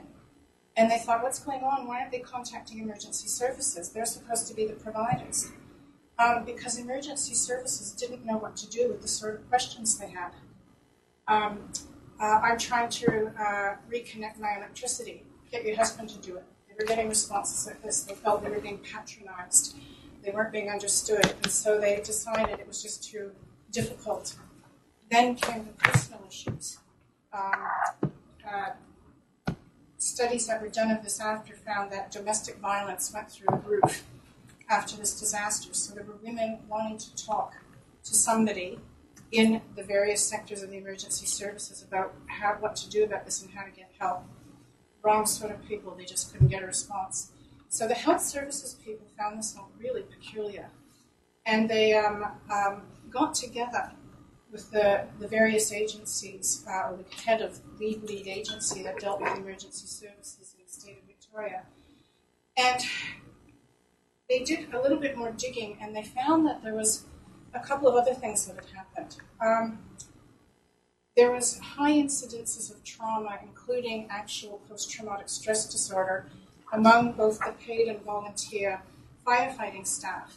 And it's because they couldn't, there was not, their culture they worked at, the organization was so male-dominated and so few women in it, and with such a traditional Australian male ethos, very macho, very don't show your emotions, that they felt they could not express themselves and they looked weak.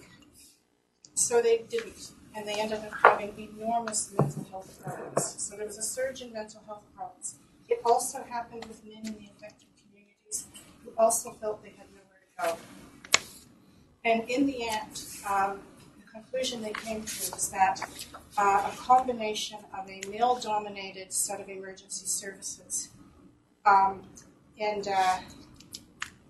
a lack of, well, basically that's the bottom line, a lack of male-dominated emergency services and a lack of gender sensitization and balance in those services, combined with cultural issues about what was appropriate male and female behavior, led to this huge rise in mental health issues, domestic violence. The male suicide rate in those communities also peaked, went up really high, and they collected some very good empirical evidence about this.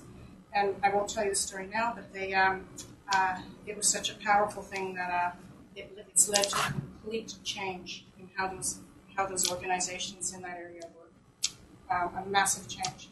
So stereotyping is powerful, and stereotyping and expectations of our gender roles are powerful, and what they can lead to. And sometimes they can be helpful, but sometimes they're not, as in this case.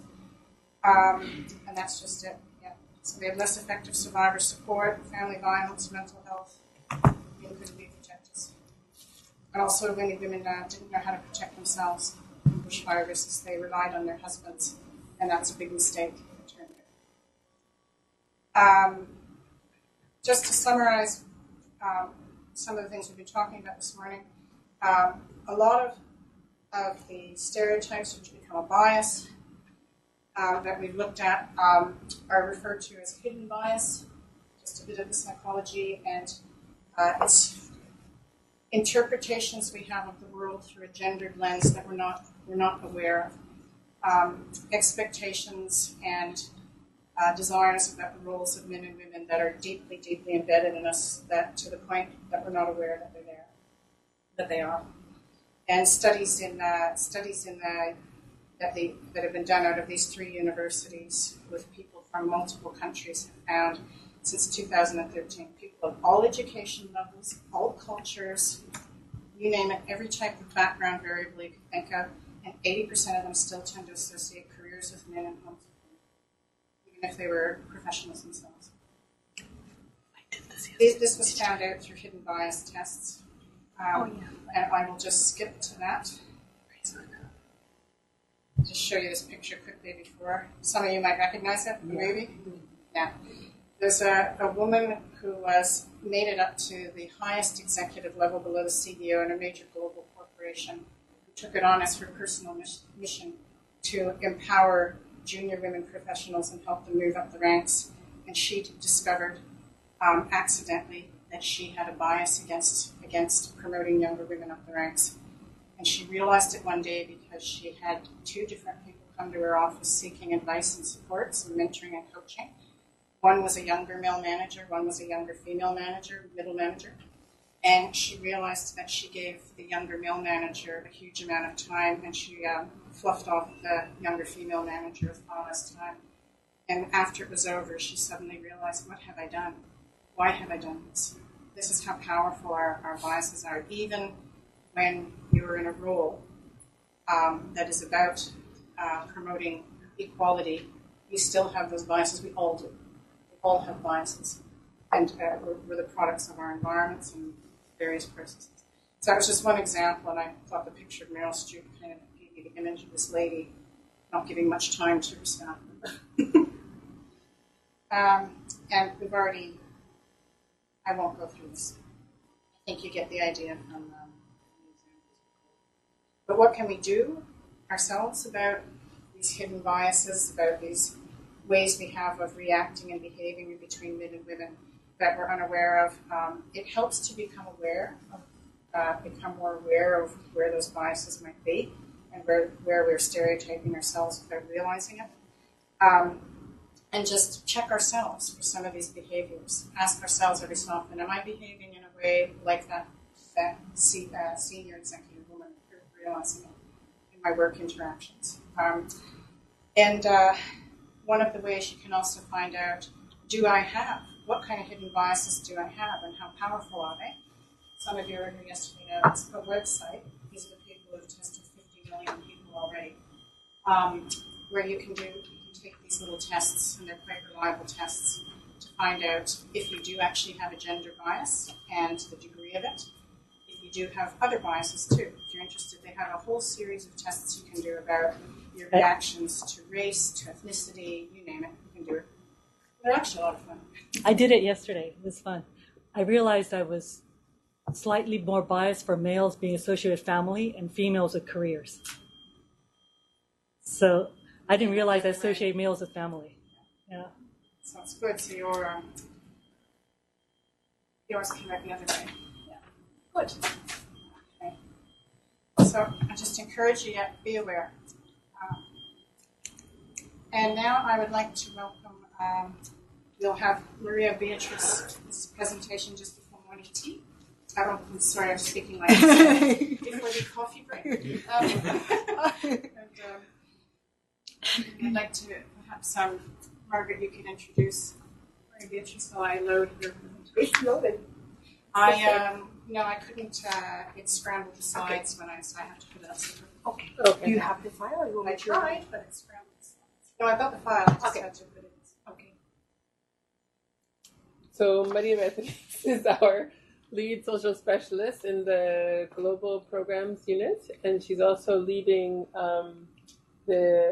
what is it called? The GSORD Note? Yes, it's a companion piece to the gender strategy. Okay. Yeah. So as you know, we have a new gender strategy in the bank that she's going to tell us about.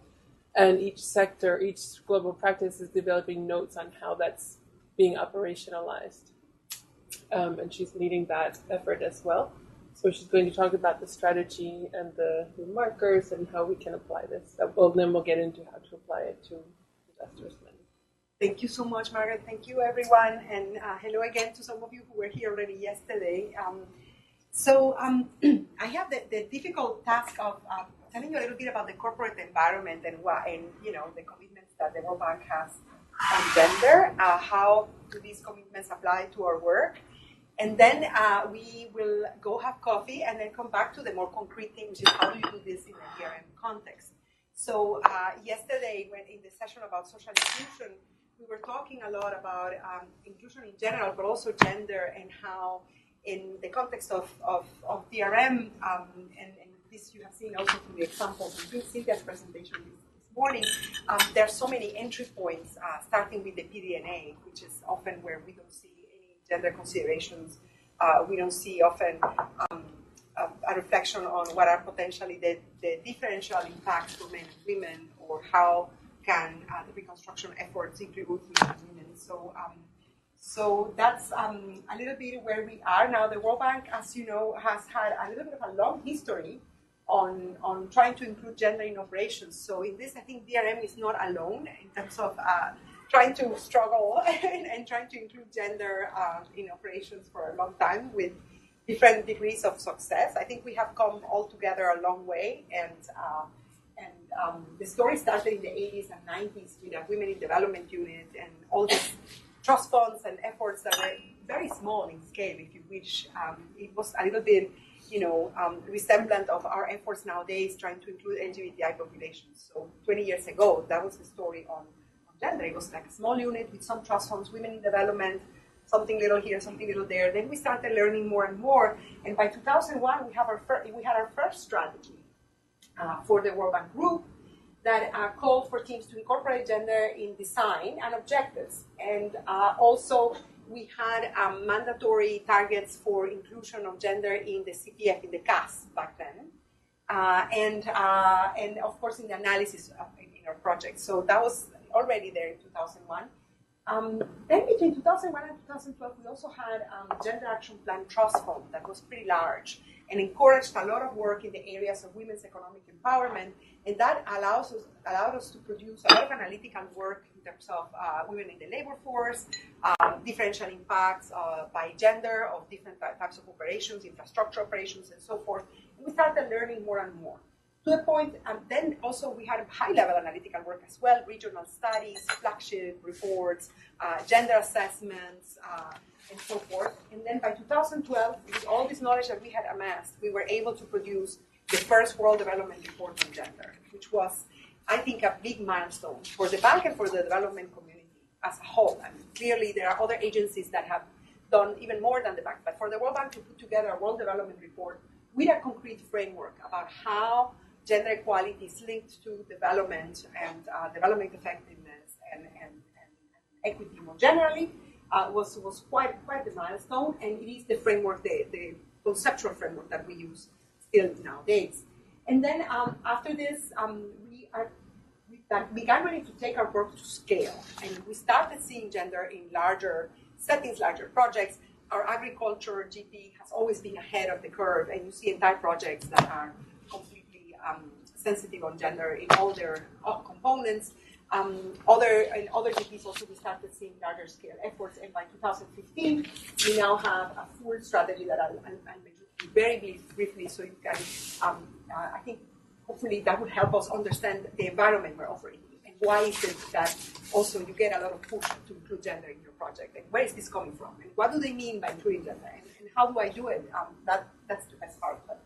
Anyway, so we also have IDA 18 commitments. I just want to park here. I'm not going to go through this, but your managers are going to be very stressed when you're working in IDA countries on this gender thing, because we committed, in order to get the IDA 18 money, we committed very strongly on gender, including more operations that have a gender lens to facilitate women's transport and safety in transport, standalone gender-based violence operations, including gender-based violence prevention in all our operations, and definitely this, including gender-based violence in our operations, comes also from the Uganda case, which you are probably, I don't know how many of you are familiar with the Uganda case.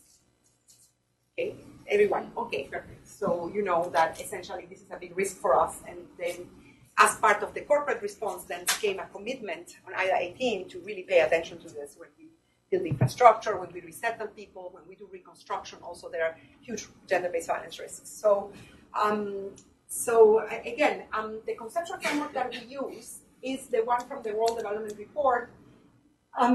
What you see there is that on the right side, there is an orange wheel that has 3 key outcomes that are very important from a development perspective when it comes to gender equality. So in the WDR, the first paragraph says, gender equality is a goal in and of itself. So gender equality is a good. It's like equity, well-being, poverty reduction, enhancing income is a positive thing in and of itself, and there is plenty of evidence that shows this for societies, for families, for men, for women, for children, etc. But also is instrumental to other development outcomes that we really care about, such as children's education, health, overall economic progress, economic empowerment in the household, investment, taking advantage fully of the human capital that your society has, and so forth. So there's also a key instrumental value. Gender equality is important for development as well. And the 3 outcomes of interest are gender equality in economic opportunities, in the job market, in terms of assets, finance, etc. Gender equality in endowments, health, education, and gender equality when it comes to agency, decision-making, participation, voice, control over our own decisions, and so on. So these 3 areas have seen, and the WDR is fantastic, it's great progress in the last 2 or 3 decades globally, but also huge challenges still. And actually what we are also seeing is that some of the challenges affect men negatively. So for instance, in ECA region, you see in many countries that unemployment is worse for men after the whole collapse of the Soviet Union, and then the collapse of the state-owned enterprises and state and government jobs, then women took the informal sector jobs and men didn't. And a lot of the epidemic in male unemployment, alcohol consumption, and suicide is very real in some of these countries. We're also seeing in some countries, like in the Caribbean and some countries in Africa, that secondary school dropout rates are higher for boys than for girls. After these massive efforts to include girls in schools, and all this surge on female teachers and making schools really environments that were good for girls and safe for girls and everything, in some countries what we are seeing is that now it's the boys that are dropping out. And it's for gender reasons, and this has been studied. They don't have value. Victim of your own success. Exactly. Well, in a way, yes, that there are no role models. Then also what is happening is that then girls get into the labor market, they still earn less than men. So for the boys, it's like, why am I staying in school?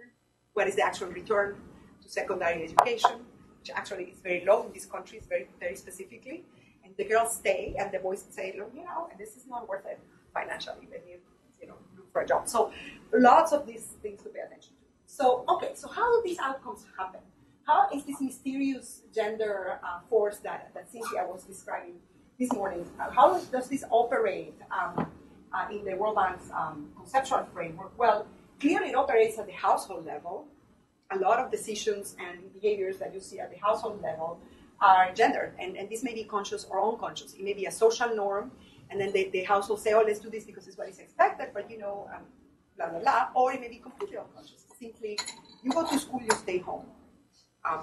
And it happens that sometimes it's a boy or girl or a switch, that this decision is made from a gender perspective.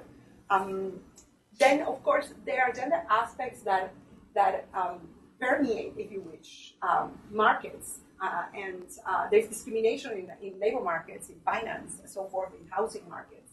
There are preferences by employers, by financiers, by colleagues that get manifested in markets. Of course, it operates through informal institutions, like norms, what is fashionable, what is expected, and through formal institutions like the law. In many countries, and we still have laws that disadvantage women in terms of inheriting land or performing certain types of jobs. And we must be very careful because in some countries it's even forbidden that women perform certain jobs, such as being an electricity technician, taking a night shift.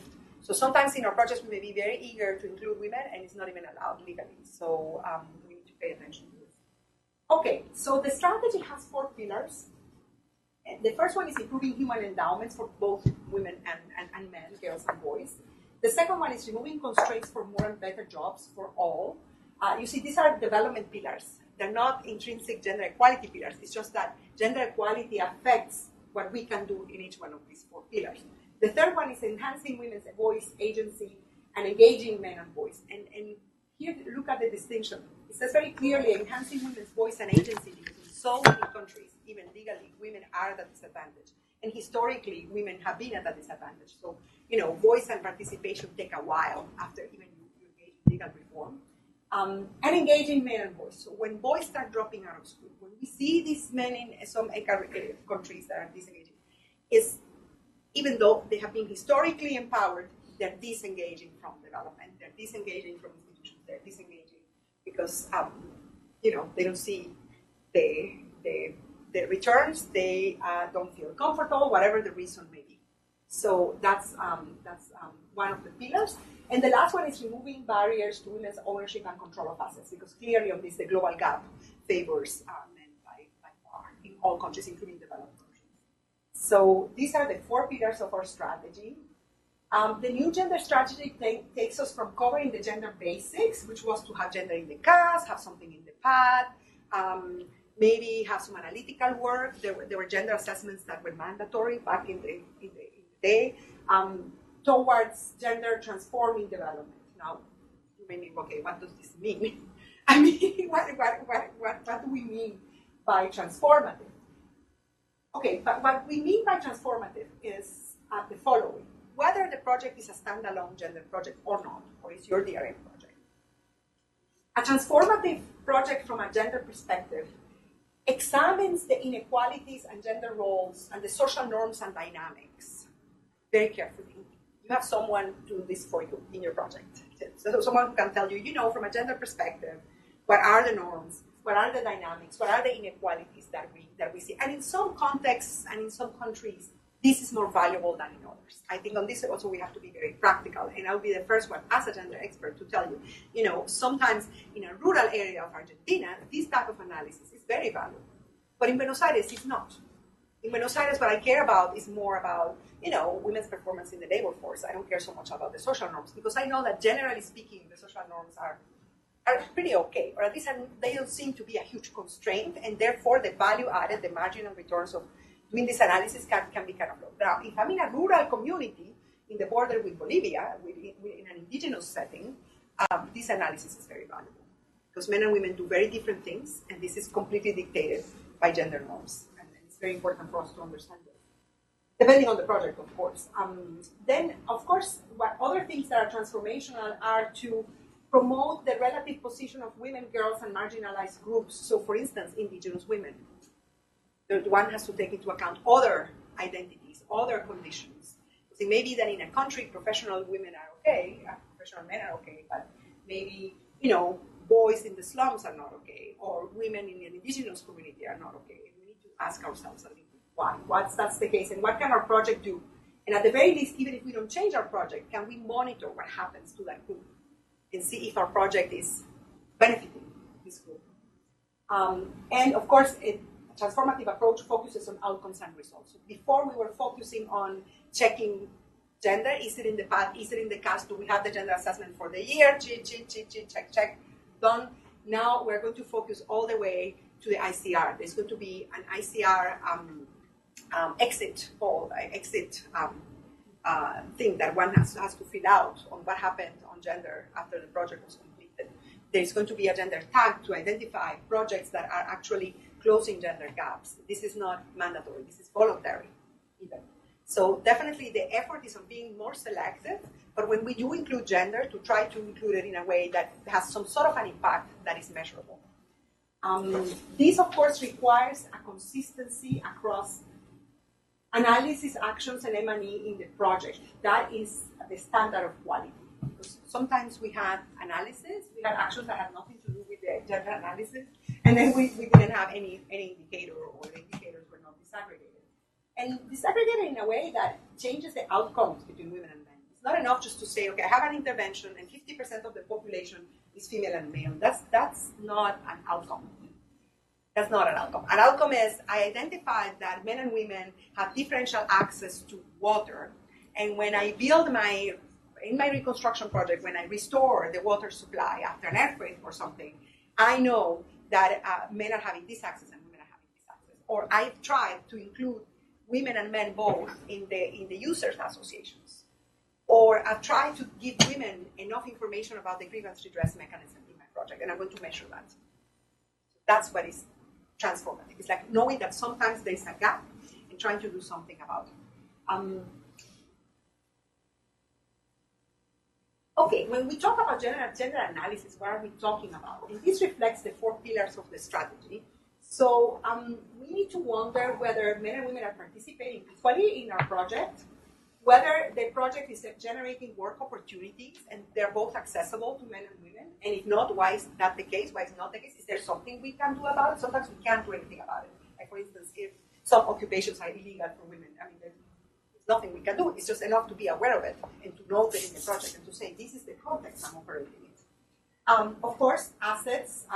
When we relocate people, when people are being resettled, when there's a disaster, there are changes in assets. Are men and women being affected equally, differentially, and why?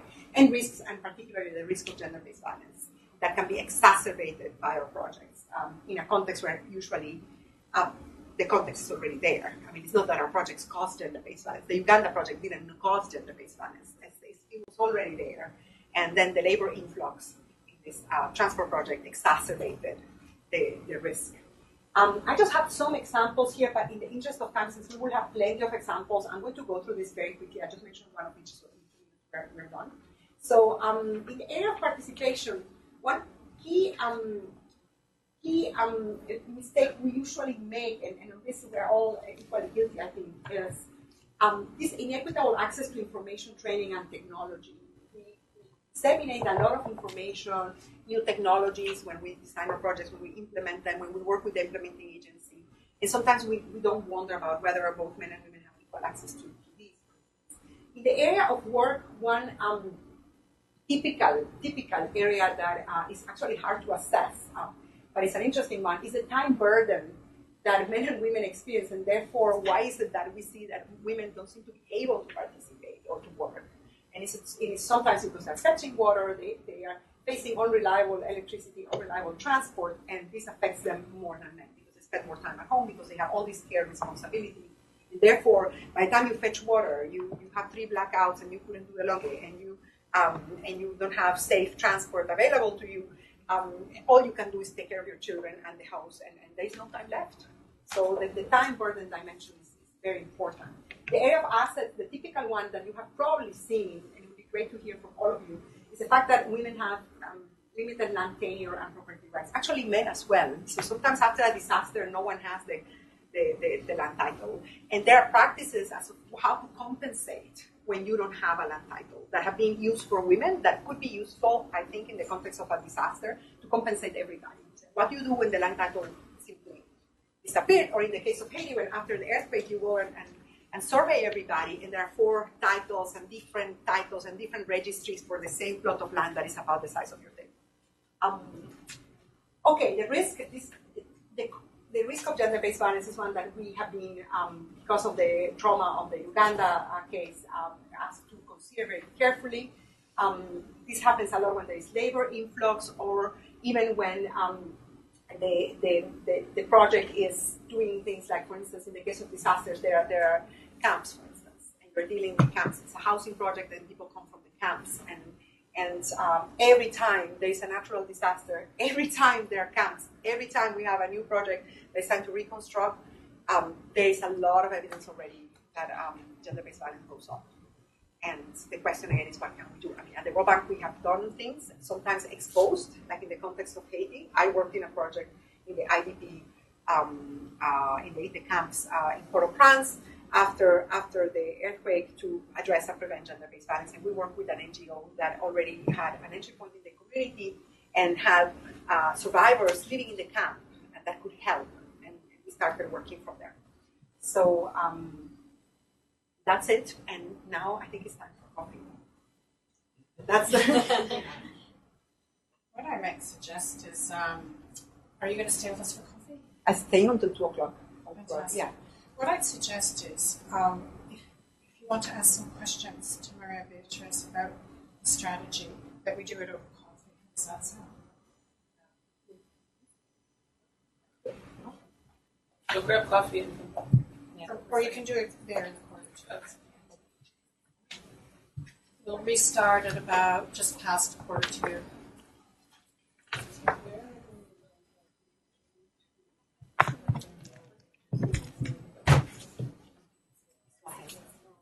Yeah. Okay. That's why. That's why. And then the second one, I think, is going towards.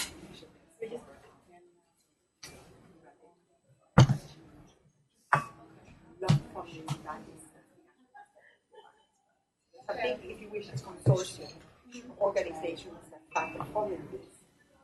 And it reached a critical mass, and then our GP happened to be it was a sector, very much into that, and very much also using those funds, very much to touch.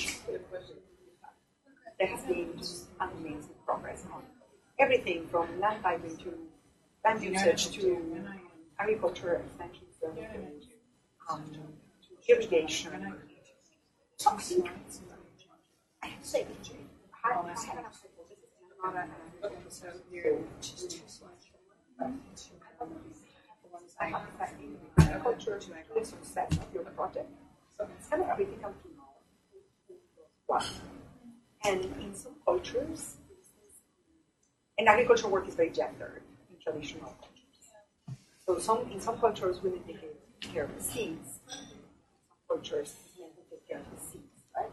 In some cultures, women plant gardens and men do the cash crop. In some cultures, it's the other way around because men are taking care of the animals. They're pastoralists, and the women are the only ones who do cash crops. So it's kind of important for you to know who is doing what, and it changes a culture, which then tells you a lot about probably what Cynthia touched upon is knowing that gender is originates in biology, but then at the end it's a cultural construct. Because I mean, it was only biology.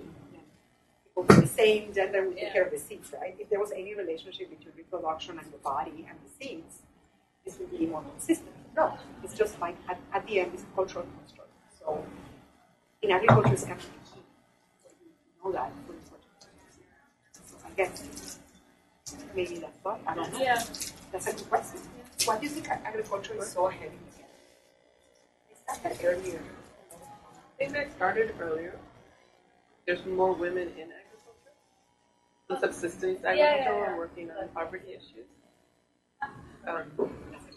Even though they're not, I think also because so many women are recognized as formally as farmers. So it's come up, I think, in agriculture. More natural. Yeah. And we've had a sort of more traditionally rural bias in the bank also. So we've done more. I heard there are more women in the agriculture. No, I don't think so.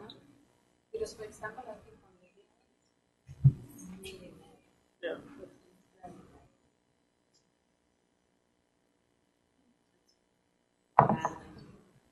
But transport is enough. Yeah. I think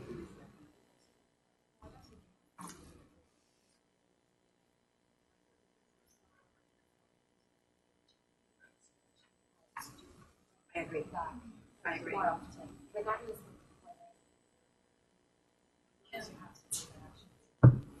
Right.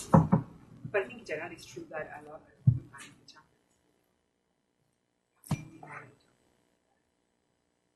he's doing it.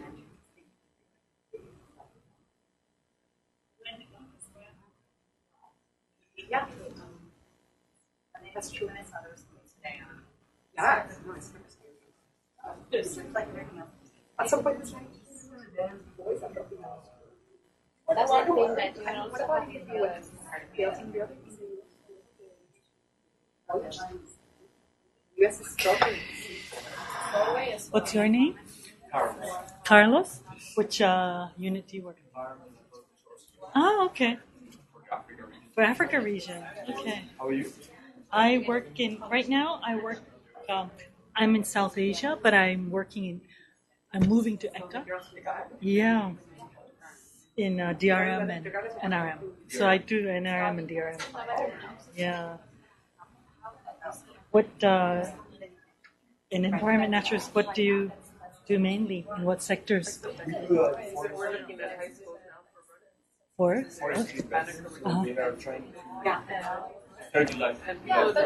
Yeah. Ah. Yeah. Good. I'm just good. Mm. Who's your manager in whatchamacallit? In Africa? I remember that. He quit after a year. My God. But he tried. He did it. Like he did it. Like he gets big kudos just for doing it. So I remember Magna was advertising for lead NRM person, right? Yeah, is it now also still being advertised? Oh, really? Think it'll be interesting? Yeah. A lot of really. Yeah. They have to be stronger. Like, yeah.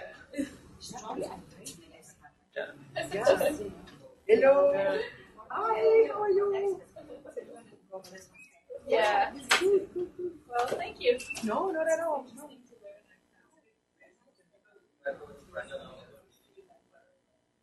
But they have that. Yeah, and they have that.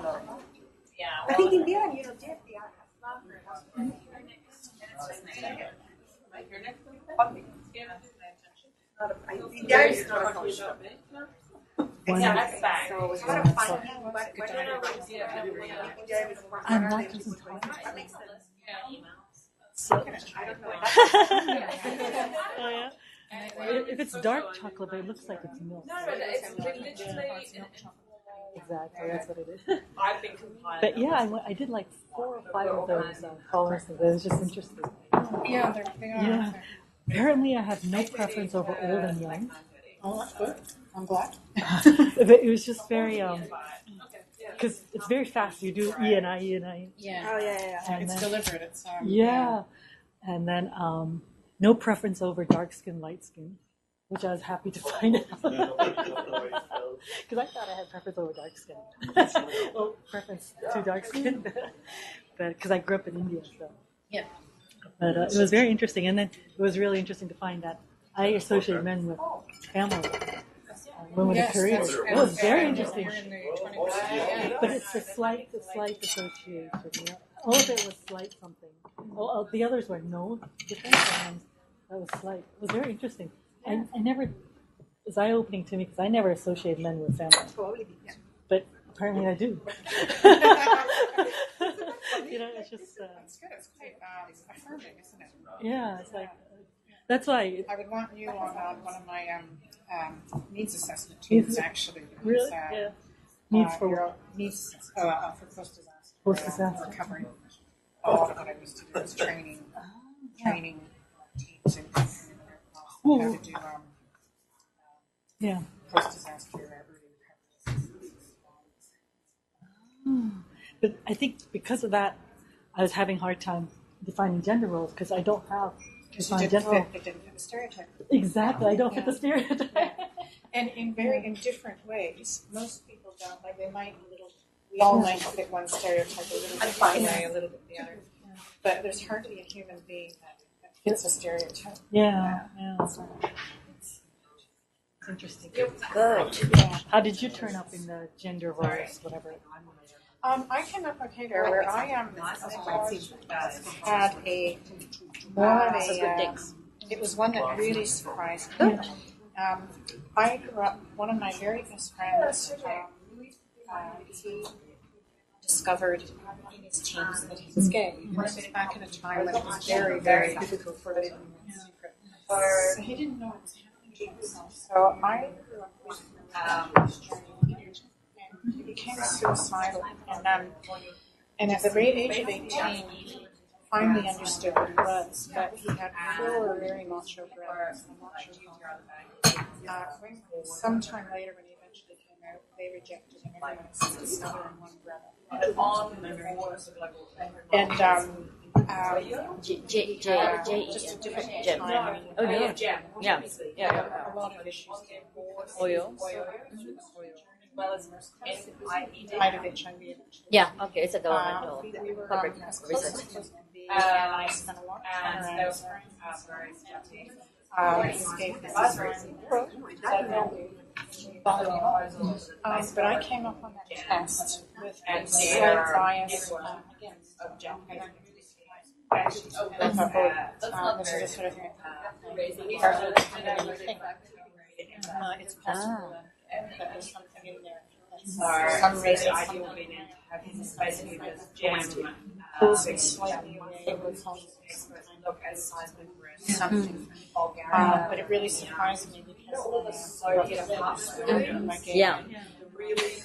Or my sister. Yeah.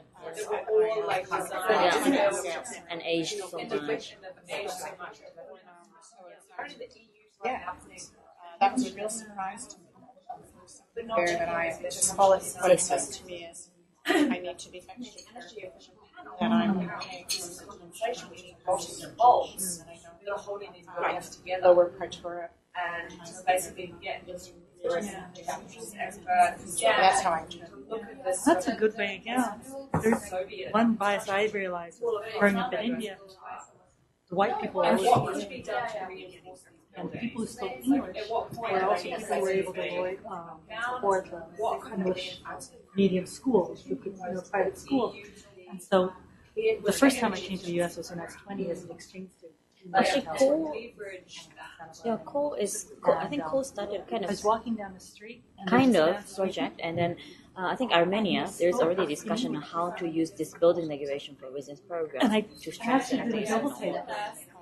Mongolia, JICA is helping in the same context, because Mongolia was also from a country, so they have the same issue, I thought that I associated speaking English with someone who's it's just a hard socialization. Yeah, it really is. So that really, analysis on what can be done to strengthen. Yeah.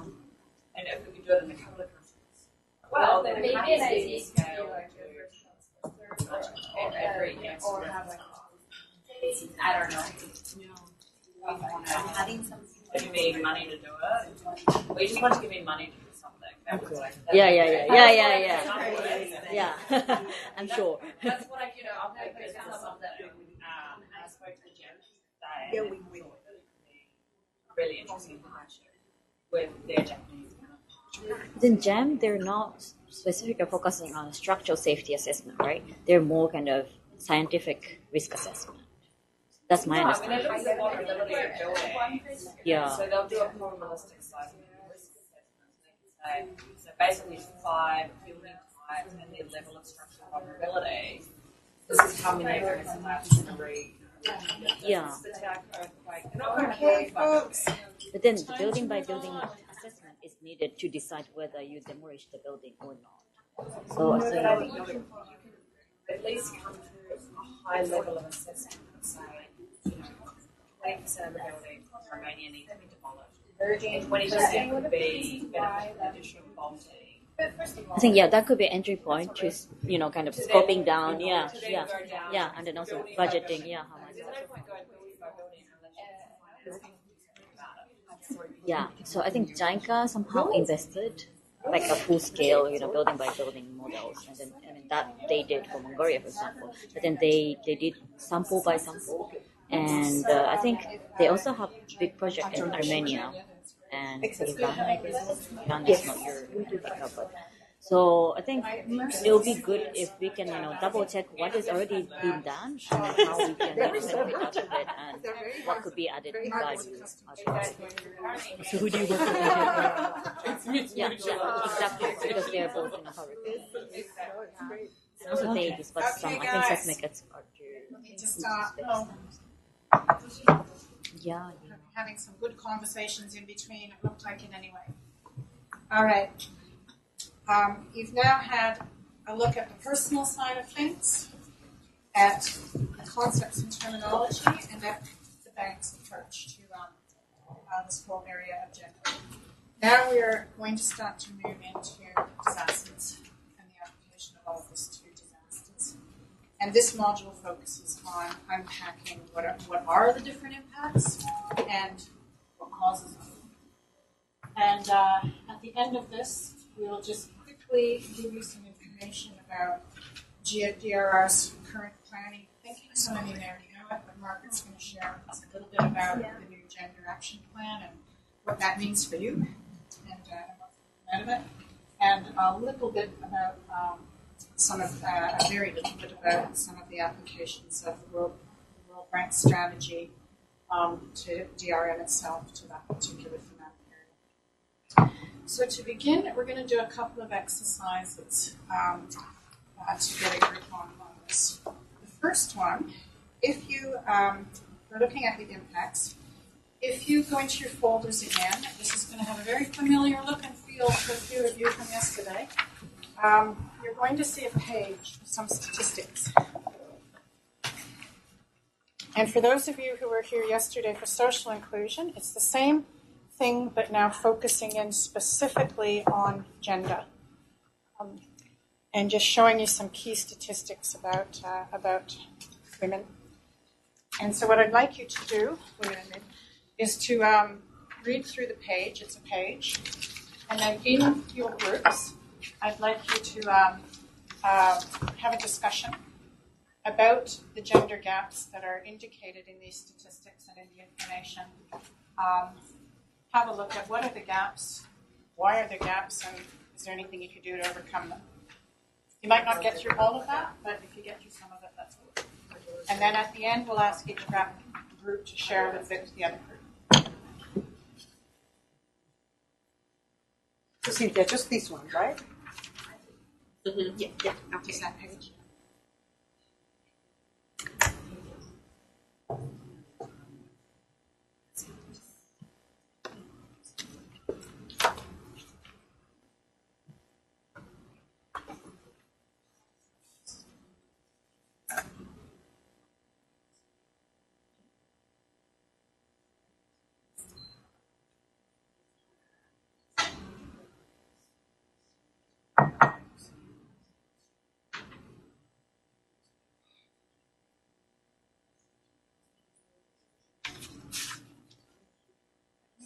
Find it.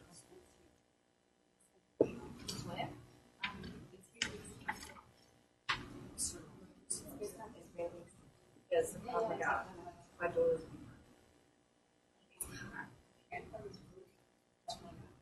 it's very, very energetic. One and two. But it's also exercise. Yeah, I can do a couple. Oh, great. But it's like it's everything. What are the ones that I don't know? You could do that. You just write one thing out. And one gives you an opportunity to get around. But also they can like if should all take it. Yes. Yeah, I'll send it to you. It's actually one of my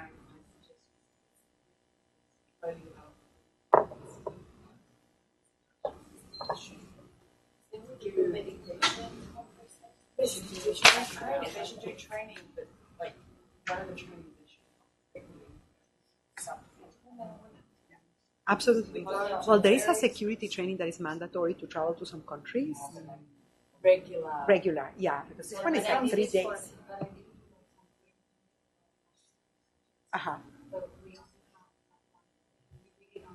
It's supposed to be 3 days. Yeah, but that's what people I see.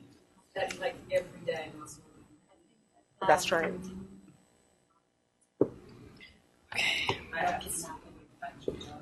It's good for men too. Yeah. Yeah.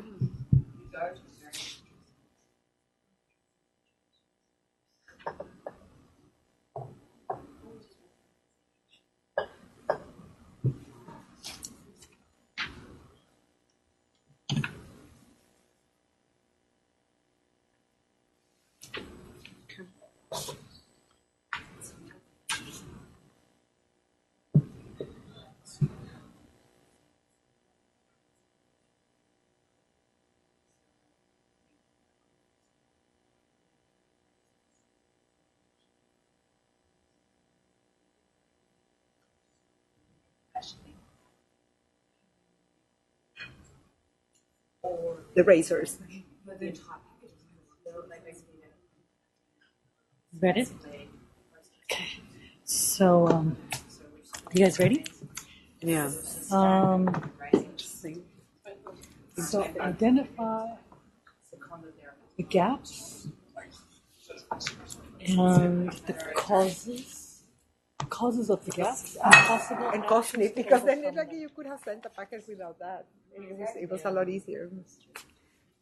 So what are the gaps? Right.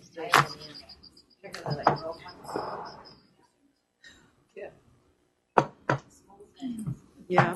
Gender. And with women is that sometimes the packages don't have sanitary napkins or any. Likely to die.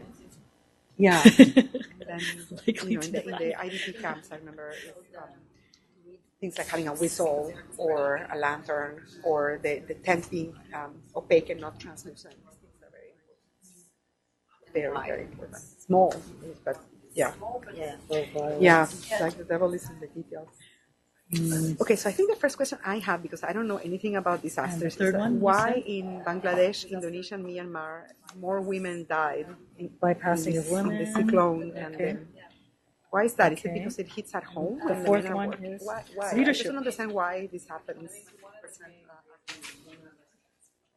Okay. So what are the causes? Likely to die because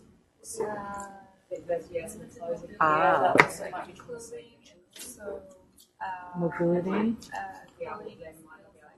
Swim. Mm-hmm.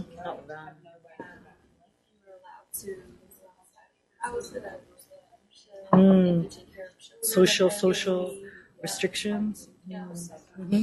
Interesting, because you are like, I don't know. I mean, When you have others, so they wife consider other people that they Stay. Mm-hmm. both stay at home. It's not a way.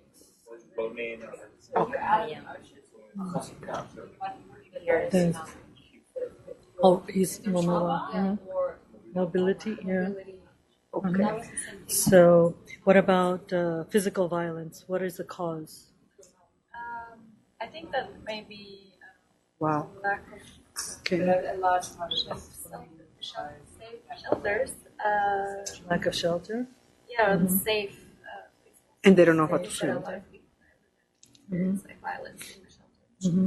but also like domestic violence. Probably Is that like an accepted social norm? or maybe like I guess. You know, I was in Bangladesh in a village, and we were well, it wasn't me. Another colleague was discussing domestic violence, and this was a shocking thing to me. She said a woman got up and she said, "You mean I don't have to be beaten every day? Because getting married equals getting beaten." So it was a social norm. If you get married, you get beaten. So to her, it was like enlightening. I was like, I don't have to get beaten every day? Really? Isn't that like kind of...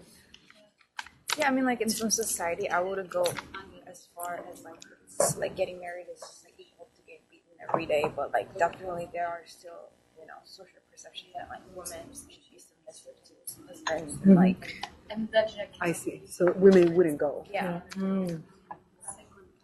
What are other causes? The other causes would be, I think that the stress, disaster, so that the men that lose their livelihood. Yeah, news that there's no specific shelters.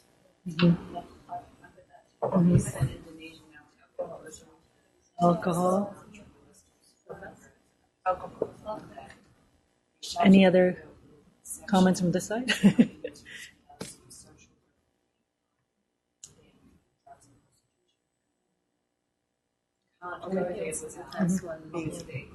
Being gender, it's like not okay to see that. Yeah. Violence rise in so you think of And then in Central America, I know this with the hurricane, it was the feeling opposite. of threat. Oh, yeah. That's the cultural. It's like but the hurricane, I think is. I mean, Latin America is more that the men are expected to go and save everybody, carry the women, carry the children, carry everybody, and then at their own Like peril. beating your wife is normal. So that's yes, it's the a hurricane. Yes, for sure. And my neighbors are doing it. Yeah. I saw a video like 2 days ago about outside of like many posted women, particularly women that swim. That has like caused babies right now. Oh yes. That they're as a more thing about diet and gender-based violence, and they asked the population about that, and she was like, risk of destruction. He doesn't beat me. He's not a man. Whoa, whoa, whoa. That's exactly it. It's social norm. Yeah. So, what was the third one? Bypass of women. Oh, for leadership, not the leadership, but for like ownership. What is the cause? I think this one, the cause is the person going in. They have their biases, and they assume that men are the household heads, right? So the cause is the bias of the aid worker. Interesting. There's also the topography and the actual terrain, the type of hazard. Lack of information, yeah. Understanding of Local context. Yeah. Work in other countries. Very linked to culture. Wow. That's actually true. Yeah. Cultural norms of the society you're going to, or the society you come from? You come from, yeah.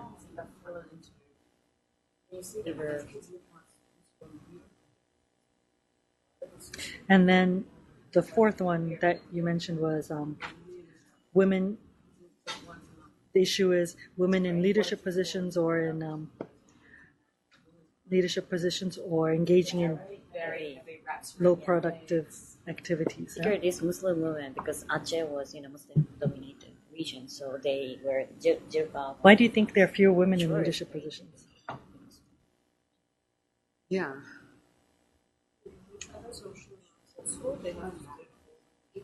It's heavy, yeah. Yeah. It's very, jeans are heavy. Yeah. Now the question is, what can we do? I mean, because here we don't have my friend. Exercise, we don't she have, works in the ED's office in IDB.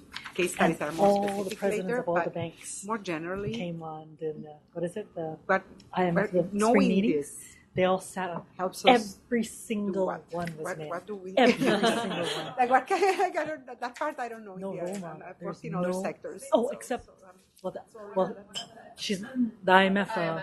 Yeah, Christina. Yeah, except for her, but all the other banks. It's funny, isn't it? Because I thought the US would be doing so well, right? Right. They're going backwards. They're going backwards. Yeah. Yeah.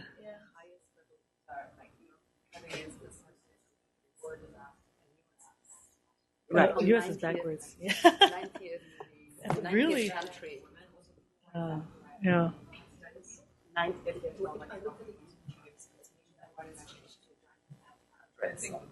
Even lower.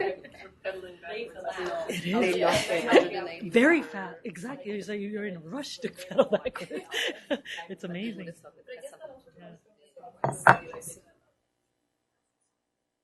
So land typing is very important. That's like ex ante for both.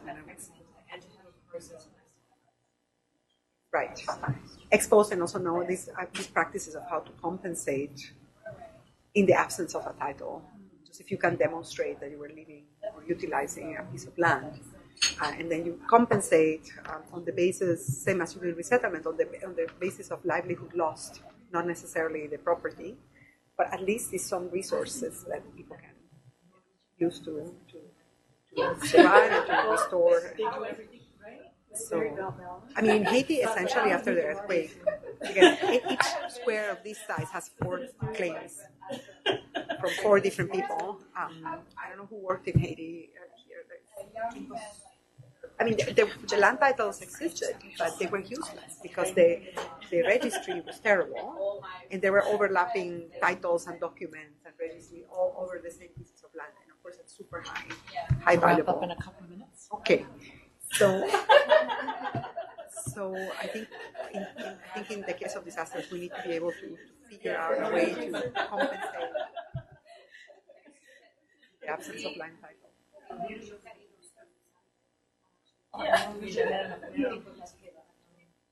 Yes. Yes. Absolutely. And I think that a lot of the gender work in for example, we already know that there are some perception of nature. Right. So that or a safe space, Right. They don't feel,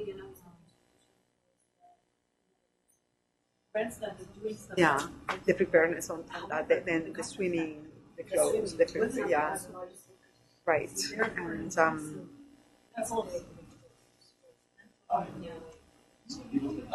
it's changing. It's really amazing. Yeah, because a lot of projects that we have, social investment projects that we have at Northern Grant with implementation project. It's amazing. All the self-help groups are women living. That's all you have to do. I think it's yeah, because I mean, if you try to swim in the context of this design, you're not going to be able to go very far. Have to wrap it up, even though it's a fascinating discussion. Very, very quickly, the Reader's Digest summary from this table. Can we hear from somebody from here that just quickly? And for those of you who haven't been in this room, you'll be noticing it's got lousy acoustics, so you have to speak really loud. Okay, so we didn't get to the solutions. We were all talking about the gaps. That's okay. But we tried to first identify like all of the gaps here, and it's obviously that men experience violence, that women's contribution acknowledged efforts, and underrepresentation, or even like and the economic lack of sustainment. Then we talked a little bit about like what are the reasons for all of this. And when it comes to diet and disaster, mobility, lack of mobility, because of clothing maybe, and also like or in the house, and maybe they're not allowed to, so without male escorts to leave the house, and also because they also take children and elderly and other family members, they do not just like run.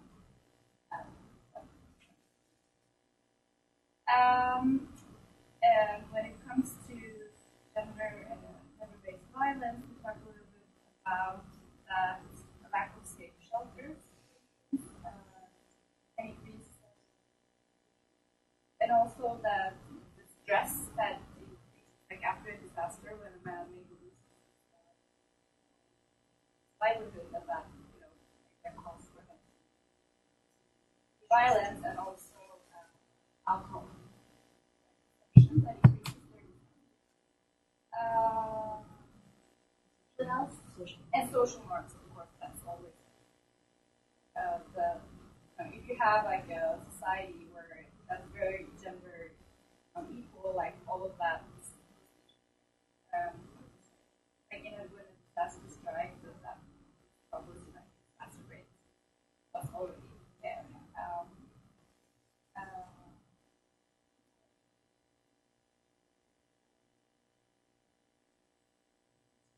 covered a lot of ground. Okay. Bypassing of Yeah. a lot of my people, biases of labor. They're Yeah. bias of the aid worker as well, yeah. No doubt about that one too. Thank you. Well done. Well done, you. Good job. This table. You cannot be Maria Beatriz. No, I think it should be Lana. I mean, we talked a lot about the same issue around why women die, they want to be in the house, for instance, in Earthquake, Day, not being able to swim to be in clothes, they're not able to save their children, evacuate. We talked about safety around evacuation shelters and is built, but the immediate community perception is they're not being used for anything outside evacuation time, and therefore they're potentially a drug and prostitution den, so people won't even go there. So, and we also then, we're talking about some of the solutions, particularly around land titling, how important it is ex ante, because people won't even evacuate if they think there's no, because they don't have a land title, they might not be able to come back after the evacuation order, so they won't evacuate. Teaching people at least to maintain making above the water with some improvised flotation devices or whatever, being prepared to be wet with clothes on. I know a place where women are now even allowed to lift their skirts and show their ankles to walk through the water. Before it was unthinkable. Wow. Yeah. It's pretty comprehensive. I think it's pretty comprehensive. We started talking about the solutions too. I think you mentioned the land titling, prepare all the efforts in preparedness that can be more gender informed. And then also, I mentioned also ex ante, thinking about, we talked about making sure that response efforts, are gender sensitive and culturally sensitive, sanitary pads for women, packages, distributed posters. And I also mentioned a particular government that sent in packages into Pakistan post-earthquake with shaving, which obviously was not acceptable and had been recalled. So there was a huge wasted effort. So that's some cultural appropriateness as well as the gender. So I have a wonderful set of photos for training relief workers from the past of the, I shared it with Maria Beatriz the other day, not the photos, but the I'm dying to see the photos. Yeah, it's fun. It's, I call it the multiple creative uses of sanitary pads, because in their great excitement, some groups, when they finally get it, that they need to provide that women do bleed even after a disaster and they need this stuff, and you shouldn't be embarrassed to talk about it. They loaded in Western-style disposable sanitary pads instead of rags, which people use in a lot of places and rewash. People didn't know these before, so one of the photos, I shouldn't have named the group, and I won't today, one organization that prides itself on its community sensitivity. They didn't know what to do with these things, and so when the head of the organization came to visit them, they took these, adhesive, sticky, absorptive pads. They put in dye into it to make beautiful colors, and he was greeted with a sign that said, "Thank you, Organization X, made out of sanitary pads." No. And then there were the imams who are getting old and find it really hard to get up and down, who decided they made great knee pads while you're praying. So, and the list goes on and on. So yeah. Very important to provide appropriate support. And it's not just relief, it's recovery, isn't it? When we're planning and delivering recovery, we can have stories like this as well. You've done really well. Hands to this group. You've already pulled out a number of factors. We're going to do one more quick exercise to look at some of the other factors that can affect I'll say our vulnerability to disaster impacts. We're all going to go out in the hallway.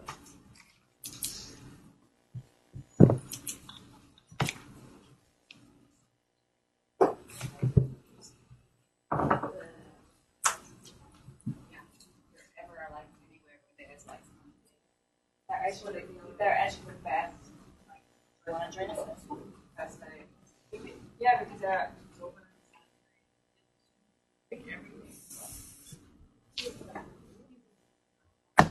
Yeah. Okay.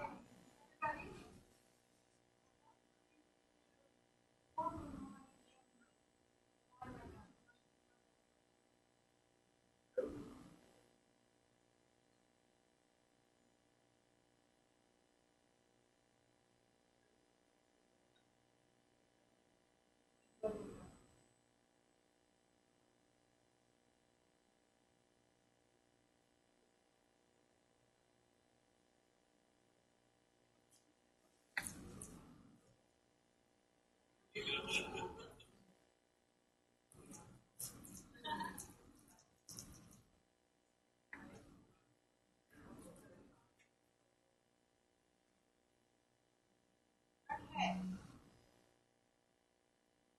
Here's the deal.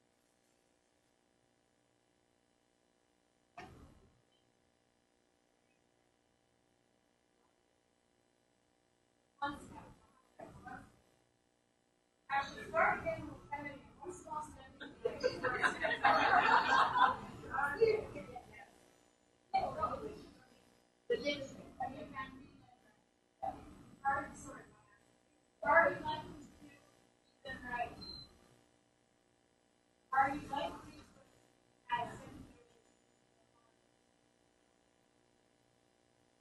Are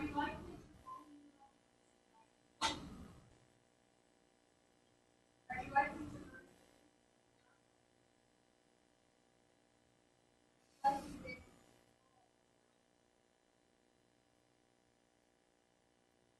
Are you likely